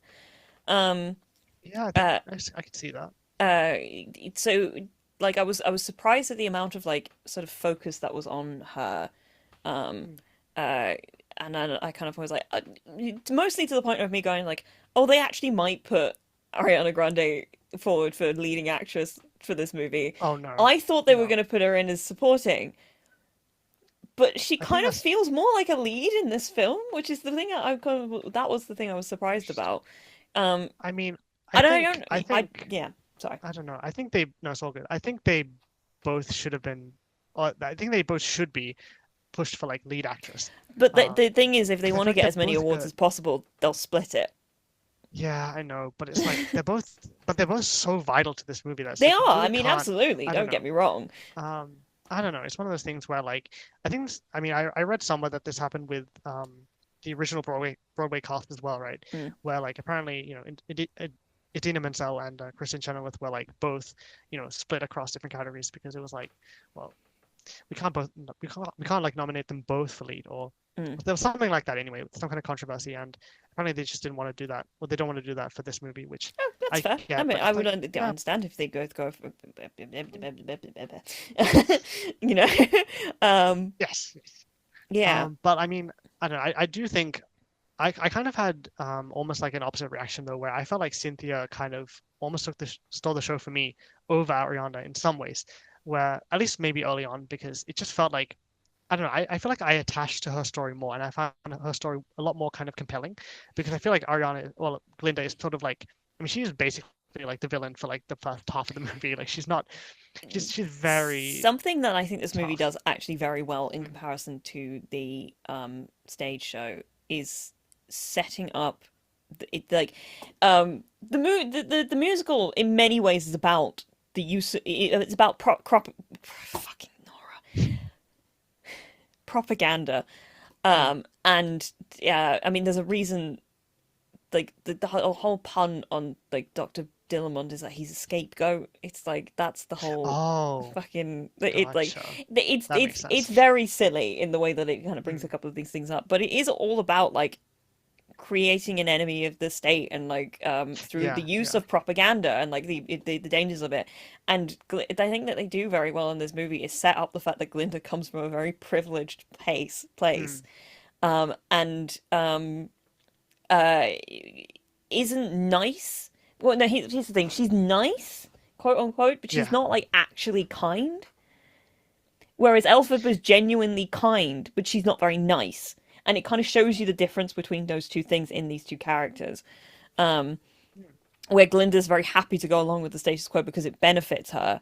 Um, Elphaba wants no part in it. She wants to go against the entire thing and all that sort yeah, of stuff. and sort And of I make actually things think better. that is seeded very well in this film. It's seeded very well in the show as well, but the show doesn't really dig into it particularly, Mm, which is why I'm particularly interested in the second half, because the second half is where that sort of stuff starts to become more prevalent. But like again, it doesn't really because the second half is quite short in comparison. It doesn't really go into it as much. I'm like, we've got some really interesting ideas here, and I really want you to dig into them, but like we haven't. There's no space for it, which is why I'm really like. I think that this will bring the more space into that, and I think it's done a very good job of setting that up so far, because especially through Glinda, and her like willingness to go along with the system because she thinks that she'll get something out of it. Um, mm, interesting. and that's sort of like, I mean, like, no, I won't go into that yet because that's a lot more Act Two stuff. So I shan't say that just now. Um, yeah, it's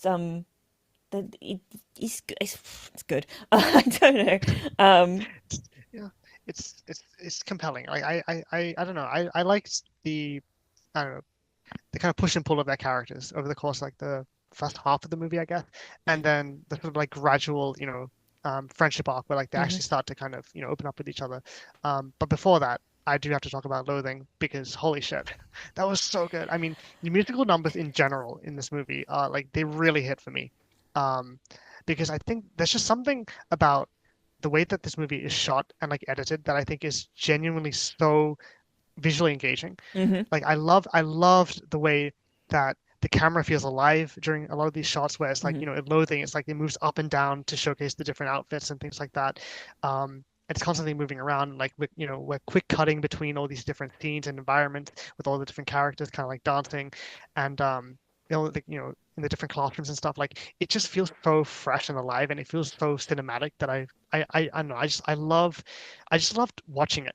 Like it was mhm, just so entertaining and so engaging to watch from from second to second because it's like there's always something new and it feels so dynamic and like it feels like John Chu kind of like fully understood how to translate the musical from stage to the screen mm, in a way that's like that takes everything that worked on the stage but then translates it into you know a way that just feels so clever and like fun and like whimsical, and it just feels so satisfying to kind of pick apart and to be like, oh, okay, this is, there's some fun like match cuts and like fun, little bits with the cinematography, mhm. um, and, like the details and stuff. Like it really hit for me, especially with Loathing, where it was just like, them like Ariana and like the crew just like walking towards the camera and like doing the choreography with the books. I was like, this Yeah. is so fun. This is so entertaining, and I love this. Um, The I choreography just, definitely in that one stood out a lot to me. mm, It was very. I love it when choreography is almost like the movement and like the you get a rhythm out of the choreography that almost adds to the yeah, yeah. music. Which I think really hits with this one. Loathing's such a fun. I'm so sorry. So, Loathing is such a fun song, generally speaking. I have another Aaron Tveit video that I will have to send you, Oh, hell yeah. of him Well, doing Loathing with Norbert Leo oh, Butz, who no played the way. original Fiyero on Oh, that sounds Broadway, awesome. for miscast back in like fucking the early Mm, 2010s. But like it's so great because they both come out in their Fiyero like tight trousers and it's blah. um, iconic. hell yeah. Yeah, Loathing is such a fun song, generally speaking, and it's like what I really like about this version is just how much they're really leaning into the fact that I think it's a very queer story. The two of them are like Hmm.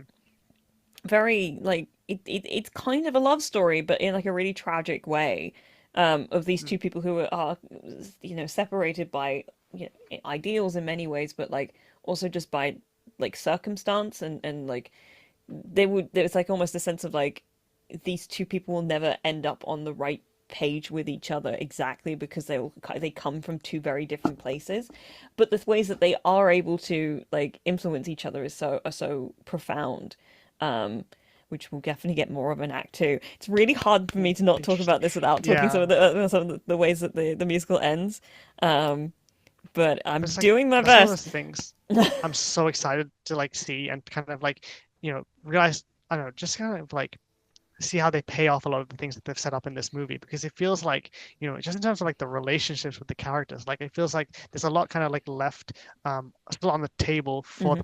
for part two, where it's like the sort of pseudo love triangle between, these like literally these three characters, Yeah, and and just I've like never felt it more than in mm, watching this movie that they should have ended up as a throuple. honestly, I can see it. Just Like I'm the like yeah, the scene on the station platform when Fiera comes up. Honestly, there's a lot of lines in the musical yeah. that ended up Mm. very much in here. The one about and he's been thinking, which has me so. And he comes over and goes, "I've been thinking." So good. He's so serious. Oh, I love that. It's been thinking, very serious. Contemplating. Uh, Let it's boys ponder. dangerous. Um, My go-to joke with my best friend is one of us would be like, "I had a thought, dangerous, I know," and then we continue. Um, excellent bit. it's a good Excellent. bit. Yeah, it's. I mean, the movie, the musical numbers in this are phenomenal, and I Mm, did tear up during No One Wants the Wicked, which means that it did its yeah. job properly. Very Mhm. good. I need it. I was so happy they kept in because I mean, one of the most iconic things that has ever happened around this musical was the day that Queen Elizabeth died. Um, Oh, really? Oh no. they went on stage and they finished. The guy, I don't know, I think it's the director of the. I'm not exactly sure who he was exactly, but he came out on stage and went, um, "We lost, our beloved sovereign, Queen Elizabeth II. We will be continuing with our performance today, as written." And you're like, Oh okay, no. why would you say that specifically? And then Oh when the musical no. starts, the very first line is, "Good news, she's dead," which is hilarious. Oh my God. That's Just incredible. actively Love to see it. funny. Um, like you can't get away from the fact that that's really funny. And I was just very happy that because like it has there's like a lead in that isn't really in the musical. And then eventually they get to good news, she's dead, and I was like, oh, thank God they kept it there because like otherwise I would have been really mad. Oh man. That is iconic. But like it's really Um, interesting, for sure, seeing all the ways in which uh I was really watching Ariana's performance specifically in that opening sequence to see how yeah, much she yeah. was playing into the role of being like the Yeah. voice of goodness and all that sort of stuff. And especially when they brought out the effigy for her to burn and all that sort of stuff. And I think she plays it really interestingly because it's not like she's almost so stoic about it that you can't Mm, quite see the heart. Like you can see a little bit of the heartbreak that's clearly going on, but like she there's almost a resignation of like this is my job, I have to do it this way, and that like I okay, I can can't like, see that. which Yeah. I think is really interesting. Um, Mm. yeah, it's really fun. It's so difficult because I really want to talk about Act Two because Act Two has so much stuff in it that kind of really I is know, I very much know. involved. But like, Oh God, it is let's tough just because like I don't know. yeah, refocus in on this Okay, movie and talk okay. about the other things. 'Cause Loathing is fantastic, and I remember as I was watching it, I was like, "This is just brilliant! Like, really, it's very Mm, fun and very frenetic and like full yeah. of energy." And it was just that song is so funny because it's like it's such a setup to like, "Oh, I'm in love with you," to "No, I fucking hate you." It's hilarious. Oh yeah, Um, and the bit at the end where she like goes boo and scares her, it's like Yeah, and she does the incredible. proper Um, cackle. That'll come back yeah, more as exactly. well in the Yeah, second half that as was a well. nice touch. um, Yeah. uh, Um, yeah, yeah. and but then I've got yeah, What else do I have? brain. you look at your Um, notes. I'm going through in my oh, I head. was gonna say early on, like one of the things that hit me was Nessa Rose. Disabled representation, hell yeah. Love to see it. Love to see it. Like Especially in disabled like a big, representation, especially yeah. when they're not that good of a person. Important point of it. She's a bit flawed. She's got a, She's a bit flawed. yeah. Again, something more that will come Um, up in the second half. but yeah, like that's the thing. It's like I genuinely don't know where these characters go, which is exciting. Like I don't know, Mm. how a character progresses in the next movie, but that's interesting. It's intriguing. Um, but yeah, especially for like a big motion picture, like I love to see, that sort of thing on like the big screen. It's like it's nice. Yeah, and it's great because Representation. having Nessa Rose being played by an actual, wheelchair using Yeah. person is Yes. huge, hugely important, and all that sort of stuff. I'm trying to think of. I feel like I should look up the because I can't Cool. remember. The Let me. Wizard and I, Can I I? really like that number. Yes. That was very The fun. whole thing of her running through the field, I really, really liked. Yeah. Um, I also love the bit. I mean, I'm all for like, I'm gonna, sound like a broken record, but like, I love the bit where she sees this sort of like a vision of the future and she can't quite make it out. And I love little details like that in stories like this where it feels so mythic and so grand and epic, where it's like, ooh, this is it's also interesting. like the irony, like the dramatic Mm. irony of the whole thing, where you're like, Yeah, oh, honey. yeah, Because it's like yeah. we already know so much, right? From Mm. uh the The whole original Wizard of Oz. we know from the original Wizard of Oz, and also just from the opening sequence of Yeah, the show. It was like we know that this is not what she thinks it is. yeah. It's Um, tragedy, and it's really good tragedy. It's yeah. really great setup for tragedy. Mm. Um, uh, it's yeah, I mean, it is Yeah. fantastic. And I love the bit where she like floated up briefly as like a bit of foreshadowing. It's like, oh, that's nice. I love shit like that. Again, it's all about those little details. But it's just satisfying. And then, um, oh, I love the bit where, speaking of loathing, where like Linda just goes on this whole spiel, and then Elphaba just goes blonde. That I Just mean, it's one of the yeah, most iconic. it made my cinema I laugh do. I so love much. the way because if you listen to the original cast recording from the Mm, original Broadway cast recording, the way that Cynthia delivers that line compared to Idina Menzel is so funny because like Idina it, like goes blonde. Like she said it with such like disdain and like she really drags it out, but the way that the Cynthia just goes blonde, it's just like fully flat of yeah, like fucking done with you. that's good.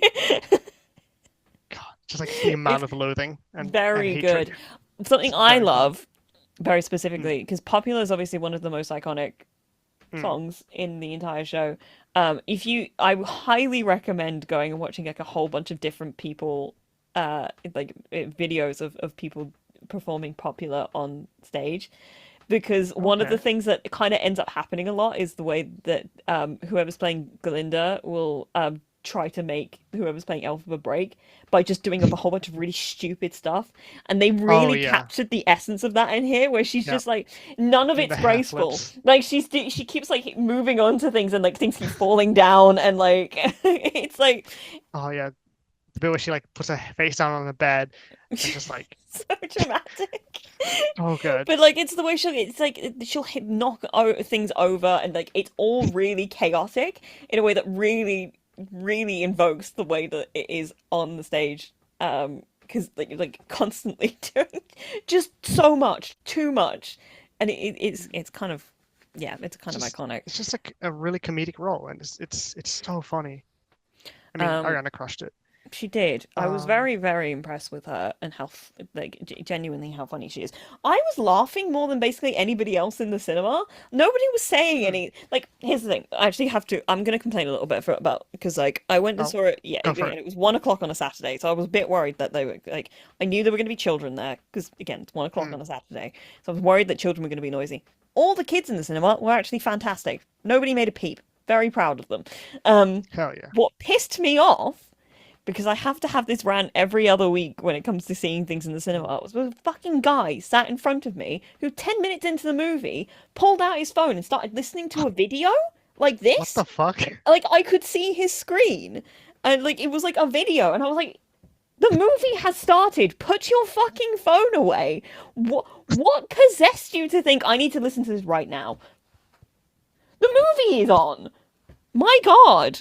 Just the It just audacity really of some fucking people. pissed me off. I was Yeah. like, he didn't pull it out again after that point, but I was like, I hate you. You're my enemy. Mm.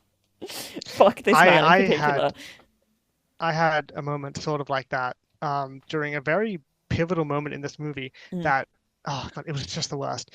So like it's during the club scene, I guess, where Ah, during Dancing Through yeah, Life. yes, dancing through life, which I want to talk about that as well. The Hmm. beginning of that anyway, but like so like the scene where the bit where like Elphaba comes in and she's like She does her everybody like dance. looks around at her, yeah, and she like dances and then Ariana joins her and everything.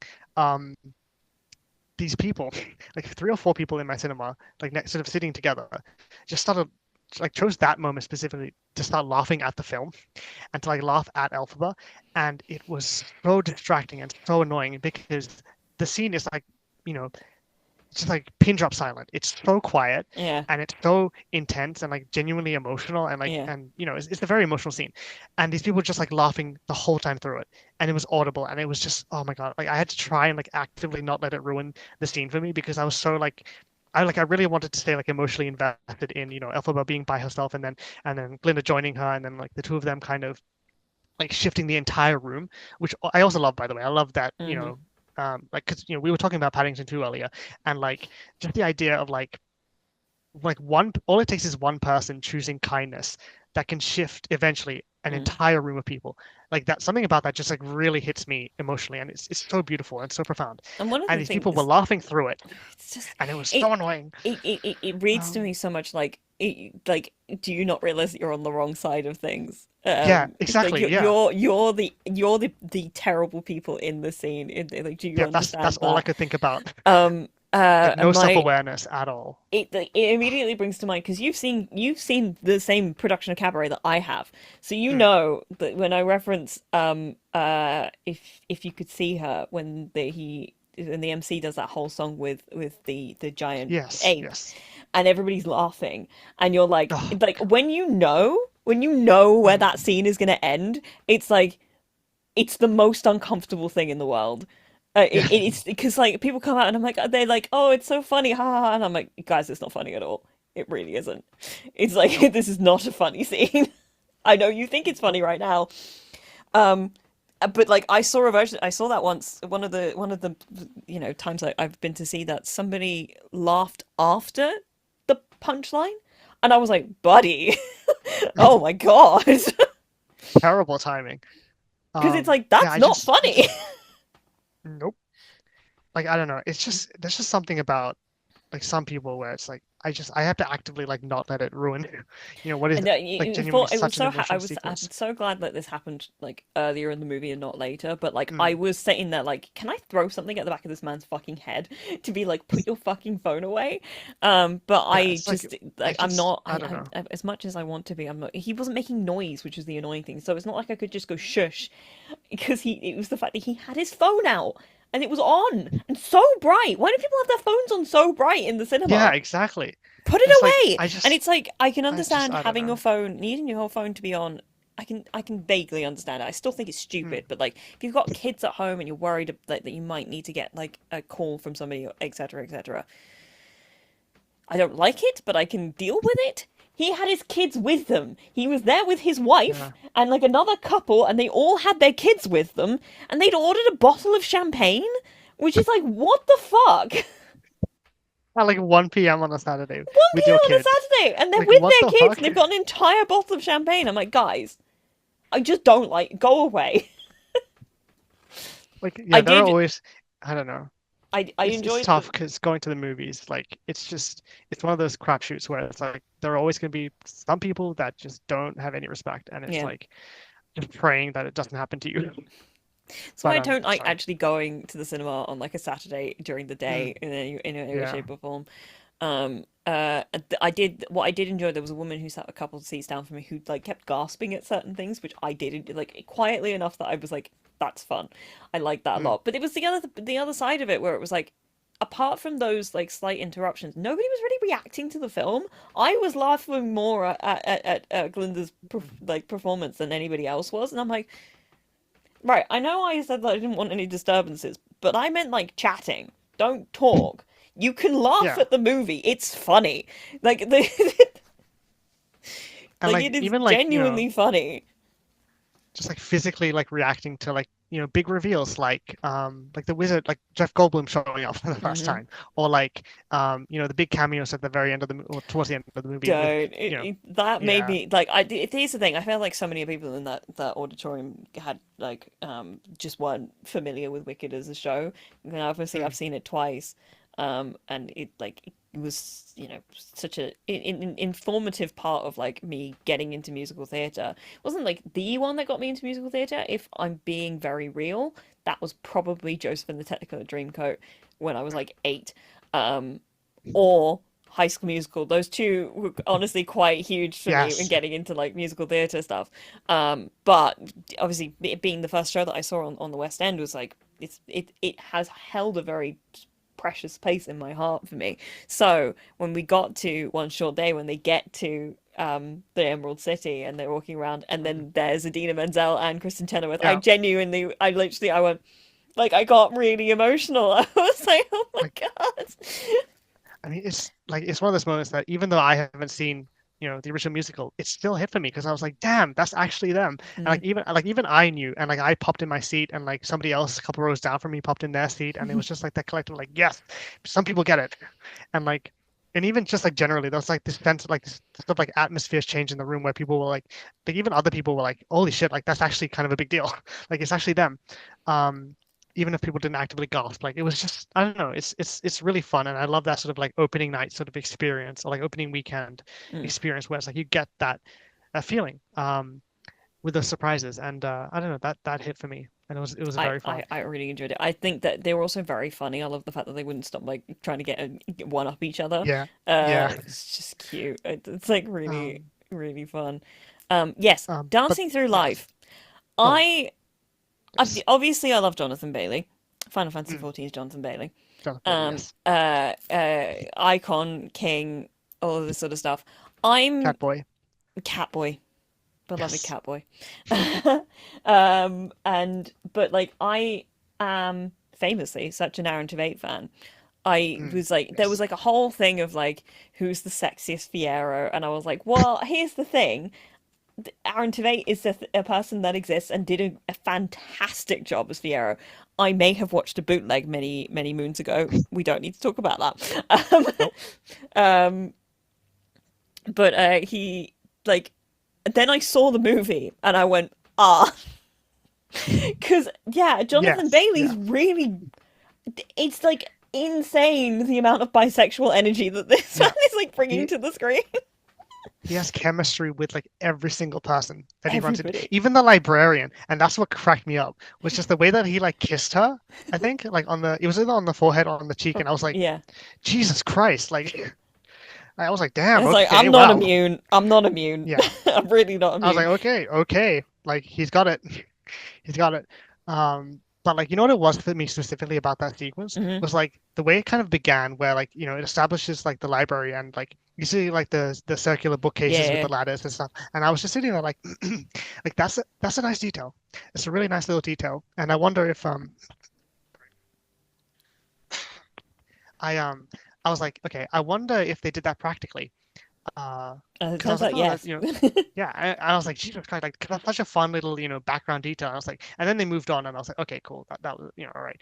And then, we moved on with the scene, and then the musical number started, and then we got back to the bookcases, and they made them a part of the choreography, Hmm. and I was like, Jesus Christ, John Chu, stop! Like it was just one of those moments where like it all clicked for me, and I was like, okay, this movie rules. Like this is so fun and so creative, and like I don't know, it's just such a great way to kind of like set something up, in such a like a nonchalant way, and then like bring it back in such a huge way, in a way that like if you're paying attention, then you're like for me when I was paying attention, I was like, oh shit, like they actually brought the bookcases back, and they're making it a huge part of the dance number, and like having everybody dance around on the staircase and like or like the ladder, and like I don't know, just all of that really hit for me, and it was just one of those like little moments where it was just like this just made me happy, like it's just one of those little touches that I'm like. You did good. You did good, everybody. Just I don't know. I love that sort of thing. And like obviously the music number was fantastic. I Hmm. mean, Jonathan Bailey. Well, Final Fantasy 14's Jonathan Bailey. Final Fantasy XIV's Um, Jonathan Bailey. Absolutely love the God man. damn. Like every time. It's so funny seeing people be like, well, first of all, people being like, oh my god, they'll be like, oh my god, the guy from Bridgerton can sing. I'm like, that's Final Fantasy XIV's Jonathan Bailey. Thank you very much. But Exactly. it's like there's like a Venn diagram of like Jonathan Bailey fans, and there's like Bridgerton, Final Fantasy XIV, and then probably now Wicked. Um, Yeah, and then you're uh, like in the center of I'm in the two of middle. those. Yeah, you're in the middle. You're the only one in the middle. But it's like my thing. It's just so funny watching him and being like so many the people in here who know who he is are going to be sitting there like, oh my god, like Anthony Bridgerton can sing, and I'm like, that's my cat boy. You don't understand. Yeah, I'm gonna gatekeep him forever. Yeah, But it's like I don't exactly. And know. he's like to the point where if I write Final Fantasy 14 on my phone, the autocorrect doesn't go Yeah, 14, it puts 14s and then it will finish with Jonathan Bailey. I yes. say it so much. I feel like this episode is gonna hit the record for the most times you've said that. Yeah, I think. yeah. Because I mean, he's in the movie. He's in the movie. Like and every time we refer to him, we actually have to say the full thing. Yeah. Like you No, can't that's not say the full exactly thing. right. I have to say the Yeah, full thing. and Um, like I don't know, I like you infected me with that, and now we're gonna infect everybody else with that. which is So so like funny because you never played Final Fantasy 14, haven't no, touched it in your life. nope, I'm going to make sure everybody knows what he looks like, my beloved boy, mm, um, yes, I need to see. Garhatia. Oh man, but yeah, he just The has name is chemistry. Garhatia. He has chemistry with everyone in the He film. really does. I And mean, it is like honestly just impressive just how much he's like.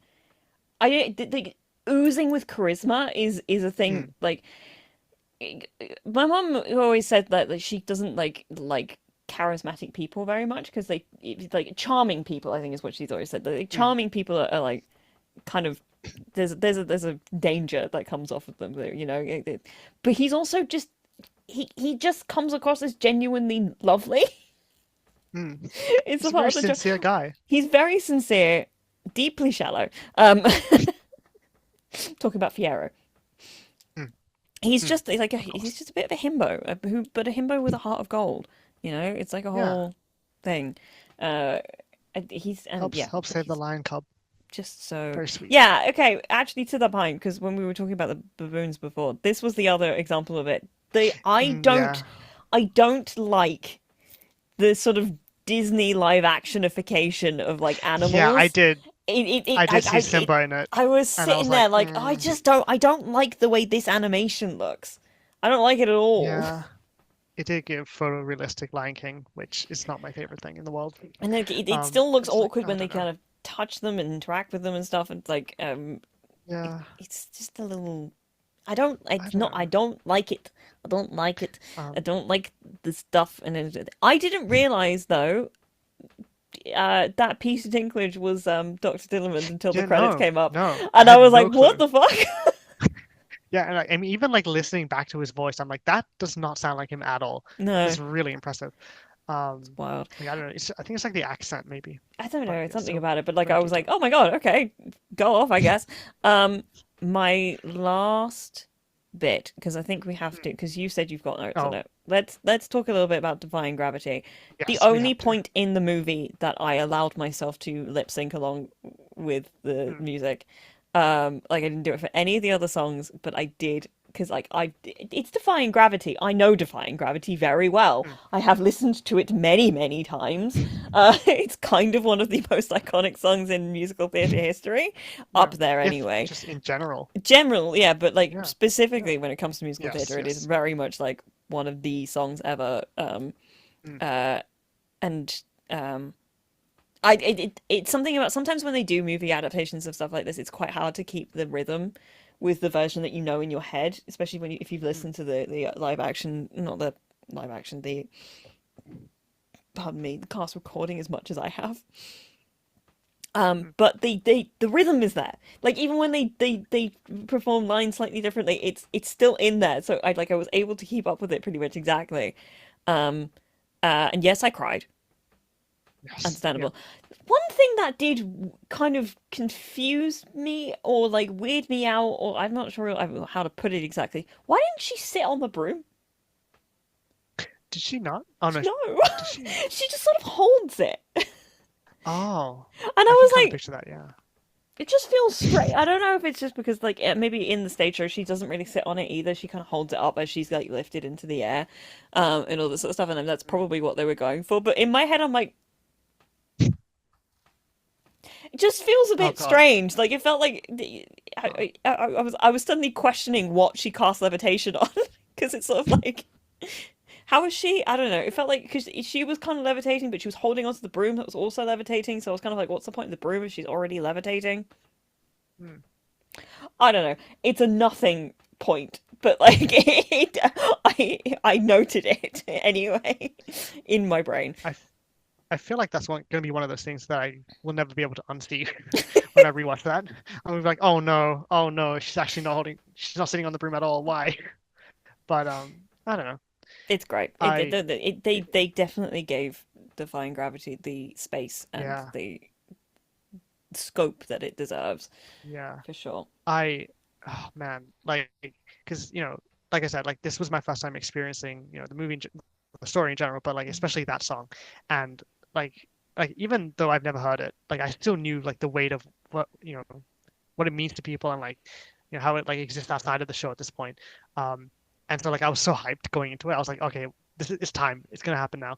But then the thing that hit me the most like happened pretty early on when they started singing it, where I had the realization, and this is gonna sound so stupid, but I was like, it all clicked for me in the moment where I was like, wait a second, define, wait, wait, No, no, she's actually going it to is that physically defy, yeah, it is that kind of a song because like I feel yeah, like I had the same sort of thing of like when you see it in context, it's suddenly like, oh, I get what's yeah. going on here.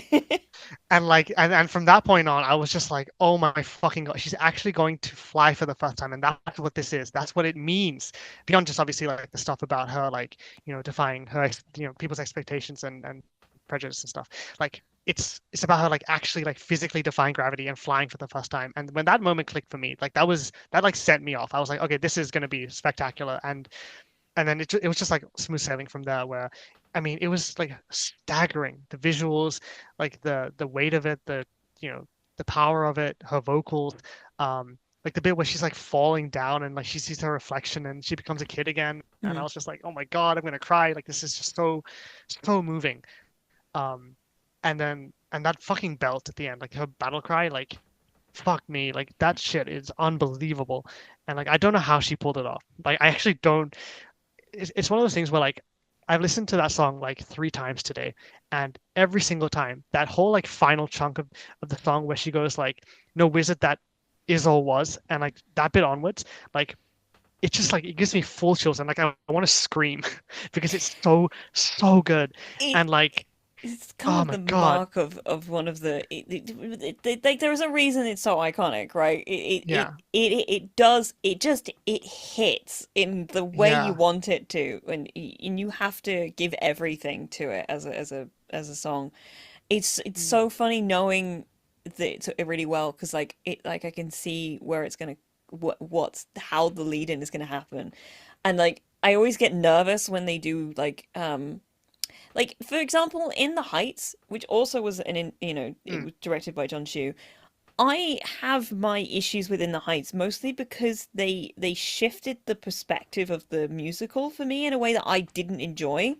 They oh, kind of made interesting, the musical movie version of the musical to be more about the concept of like dreaming and dreams and like going after certain dreams, whereas the mm, musical on stage is a lot more about like what it means to be home and what it means to like choose a place to live and all this sort of mm, stuff. And like so and they move the order of some of the songs in a different place. So uh what happens to Abuela Claudia ends up happening way later in the musical than it does yeah, in the in on the stage show, um, and you don't get like the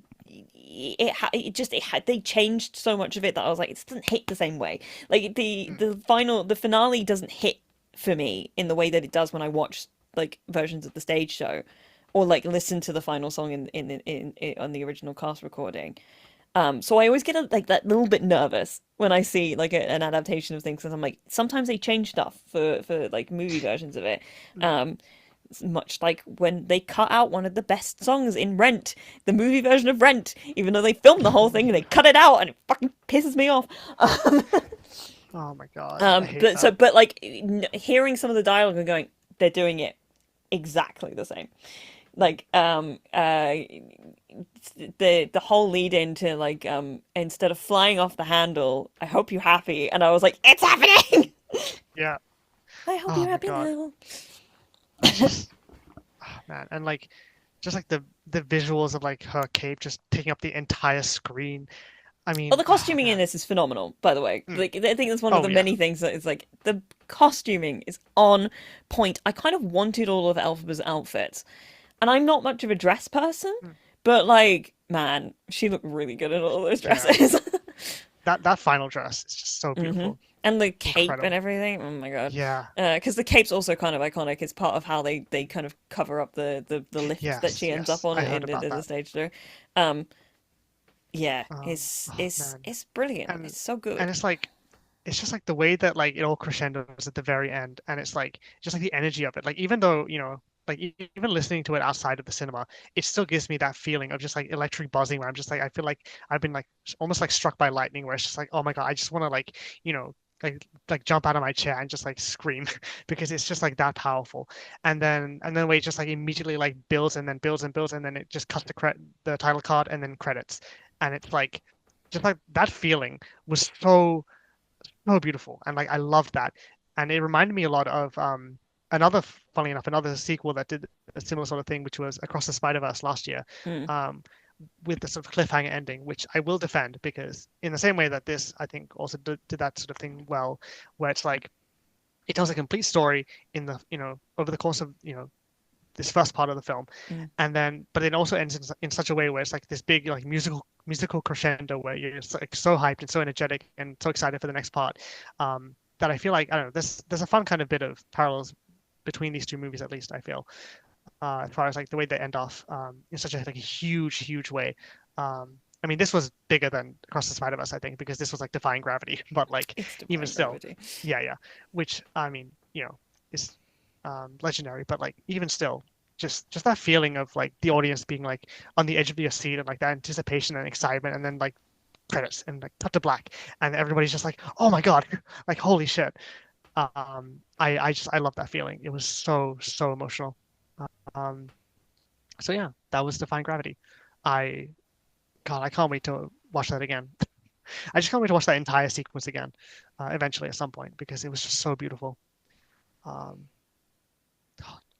I loved it. Yeah, I'm so excited. And like yeah. it's why I'm like so buzzed about this movie is because it just felt so I don't know, it felt so earnest and genuine and like such a great kind of throwback to like I don't know, movies from like the last decade or like, the last 20 years or so. I love Like movie musicals when they're done really mm, well, and it's like just what a great time to be able to see. And like this movie has been in the pipeline for so yeah. long, and it really is. Yeah, it's the most realized version of that it could Mm, possibly be. I am like, I want to see the other half now, like so bad, yeah. simply because I need to see it as like a full thing, you know? It's Yeah. that thing of like, I'm not disappointed by the fact that I have to wait in the same way that I sometimes am with like things that are clearly part ones, like The Mm, Bear season three, where I'm like, this is yeah. annoying because I know that there's more. And maybe it's because I know what the second half is and I know what that looks like, so I want to see how they Mm, then realize that.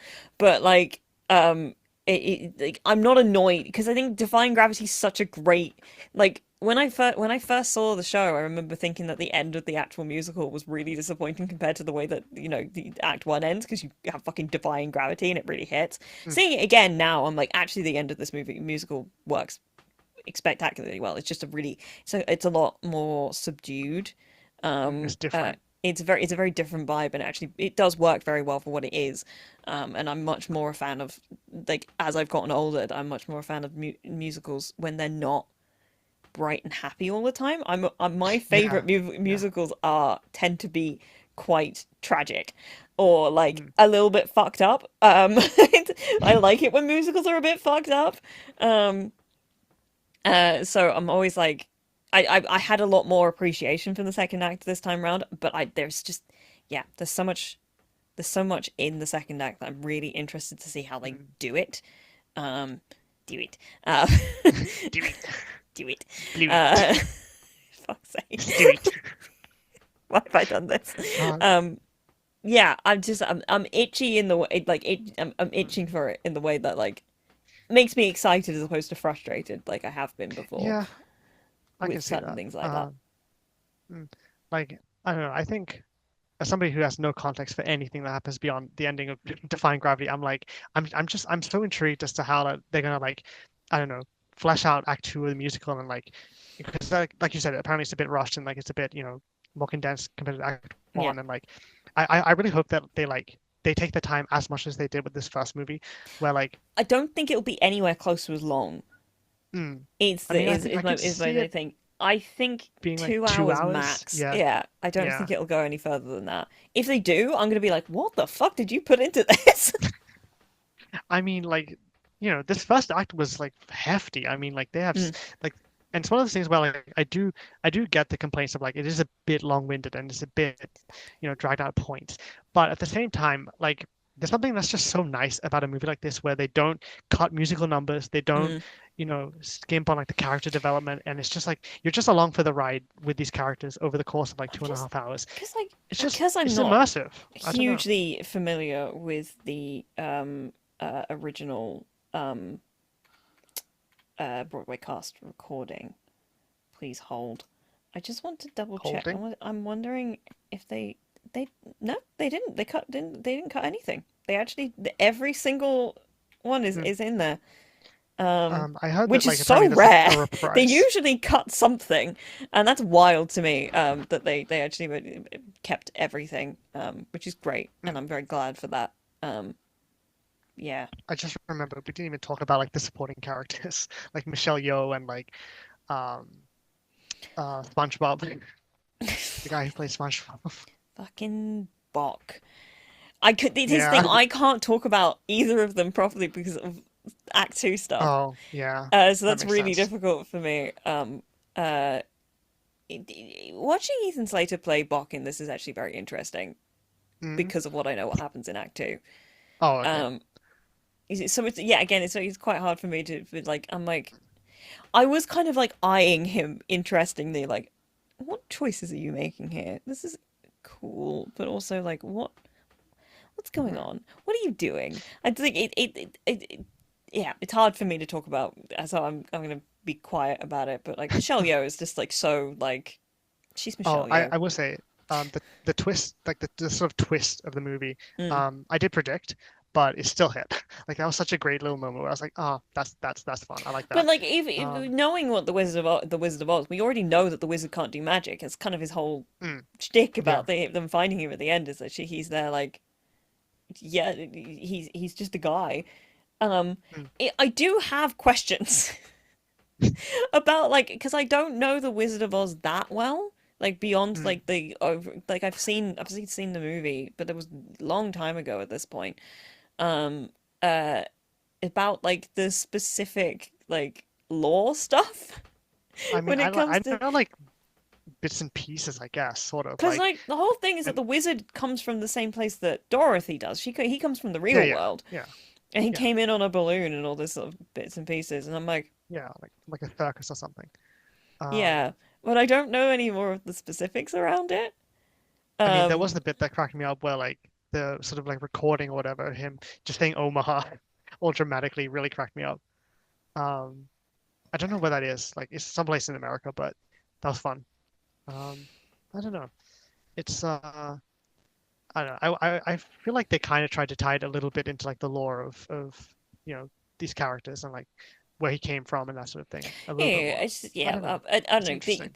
The second half of the musical like ties itself interestingly to the Wicked of Oz, but there's like the Wicked, sure, the The Wizard of Wicked of Oz. Oz. Um, but like every now this when I think about the second act, it's so like there's just things in it that I'm really hoping that they do mine into. But anyway, Mm. I think it's time we wrap up. Okay. Yeah, this has been a hefty episode. And I still have to Um, get edit this and put it out. yes. Oh man. So Because I mean, there's much just so like much to talk about with yeah, Wicked, yeah. you know, With and Gladiator too. same way with Gladiator in this, if you could give us a rating out of 10. I don't know why I'm Okay, French. I think, um, I would say, this was tough for me because like I feel like I really do need to rewatch this, Mm, um, to get like a better sense of like like you said like the color grading and like yeah. things like that maybe are a bit weaker. But I would say so instead of it being like a 10 out of 10, like because I think on Letterboxd it's like a 5 out of 5, like Mm. crazy like stacked in that particular rating. I give it like a 9 out of 10 or like a 9.5 out of 10. Um, I because think it's just like yeah, just because I'm like I don't want to give it like a perfect score just yet until I rewatch it, just to like get a deeper sense of that. Because like there's so much the movie throws at you, like so much lore, so many characters, and it's like it's a bit overwhelming at times. Like the stuff with the Grimmery towards the end, I was like okay, I'm just like along for the ride. But like I feel like if I rewatch it, I'll be able to kind of soak it in a little bit more and like appreciate it a little bit more. I think so. Yeah, I think I'll leave it at 9 out of 10 or 9.5. I agree. I think I would give it a 9 personally. Mm, I think yeah, a 9 seems good to me. Um anyway, yes, thank you so much for joining me. I'm going to that's desperately try okay. and get this out for this evening. But there's a very real possibility that it ends up going out on a Monday just because we'll see. Uh, we'll see That's how it completely fair. goes. But like, if it's out on a Sunday, you can all congratulate me on a job well done. Um, Yes. uh, I would need to go eat lunch now, I think is the next Mm. thing for me. We should be back, should be, on Friday to talk about Arcane, myself and Oh Lily. hell yeah. I haven't watched any of it yet. Uh, did parts of it get spoiled for me anyway? Yes. Oh, the misery. Oh, the misery. Oh my In God, it, so much trauma. it's just fucking like I can't like I don't go on Twitter that much anymore anyway because I have deleted it off Mm, my phone. But when I do, it's fucking everywhere, and I think and mm, yeah. annoyingly, people start posting spoilers in the comments of the 21 Pilots like clip because they're putting out Oh man. their Yeah. music video for the song that they made for the show, and I was like, so I've not looked at anything too closely, but I have like inklings towards like when some stuff that's happened apparently in the last few episodes. And I'm like, cool, thanks, guys. It's my own fault. I shouldn't have been on the internet. Yeah. But I mean, I try hopefully we should be not to there like for that I on don't Friday.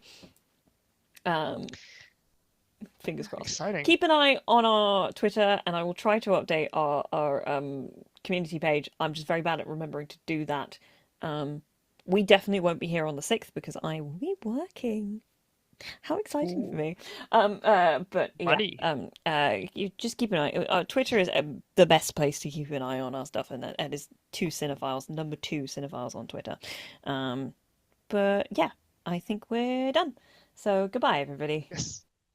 Farewell. Auf Wiedersehen. Good night.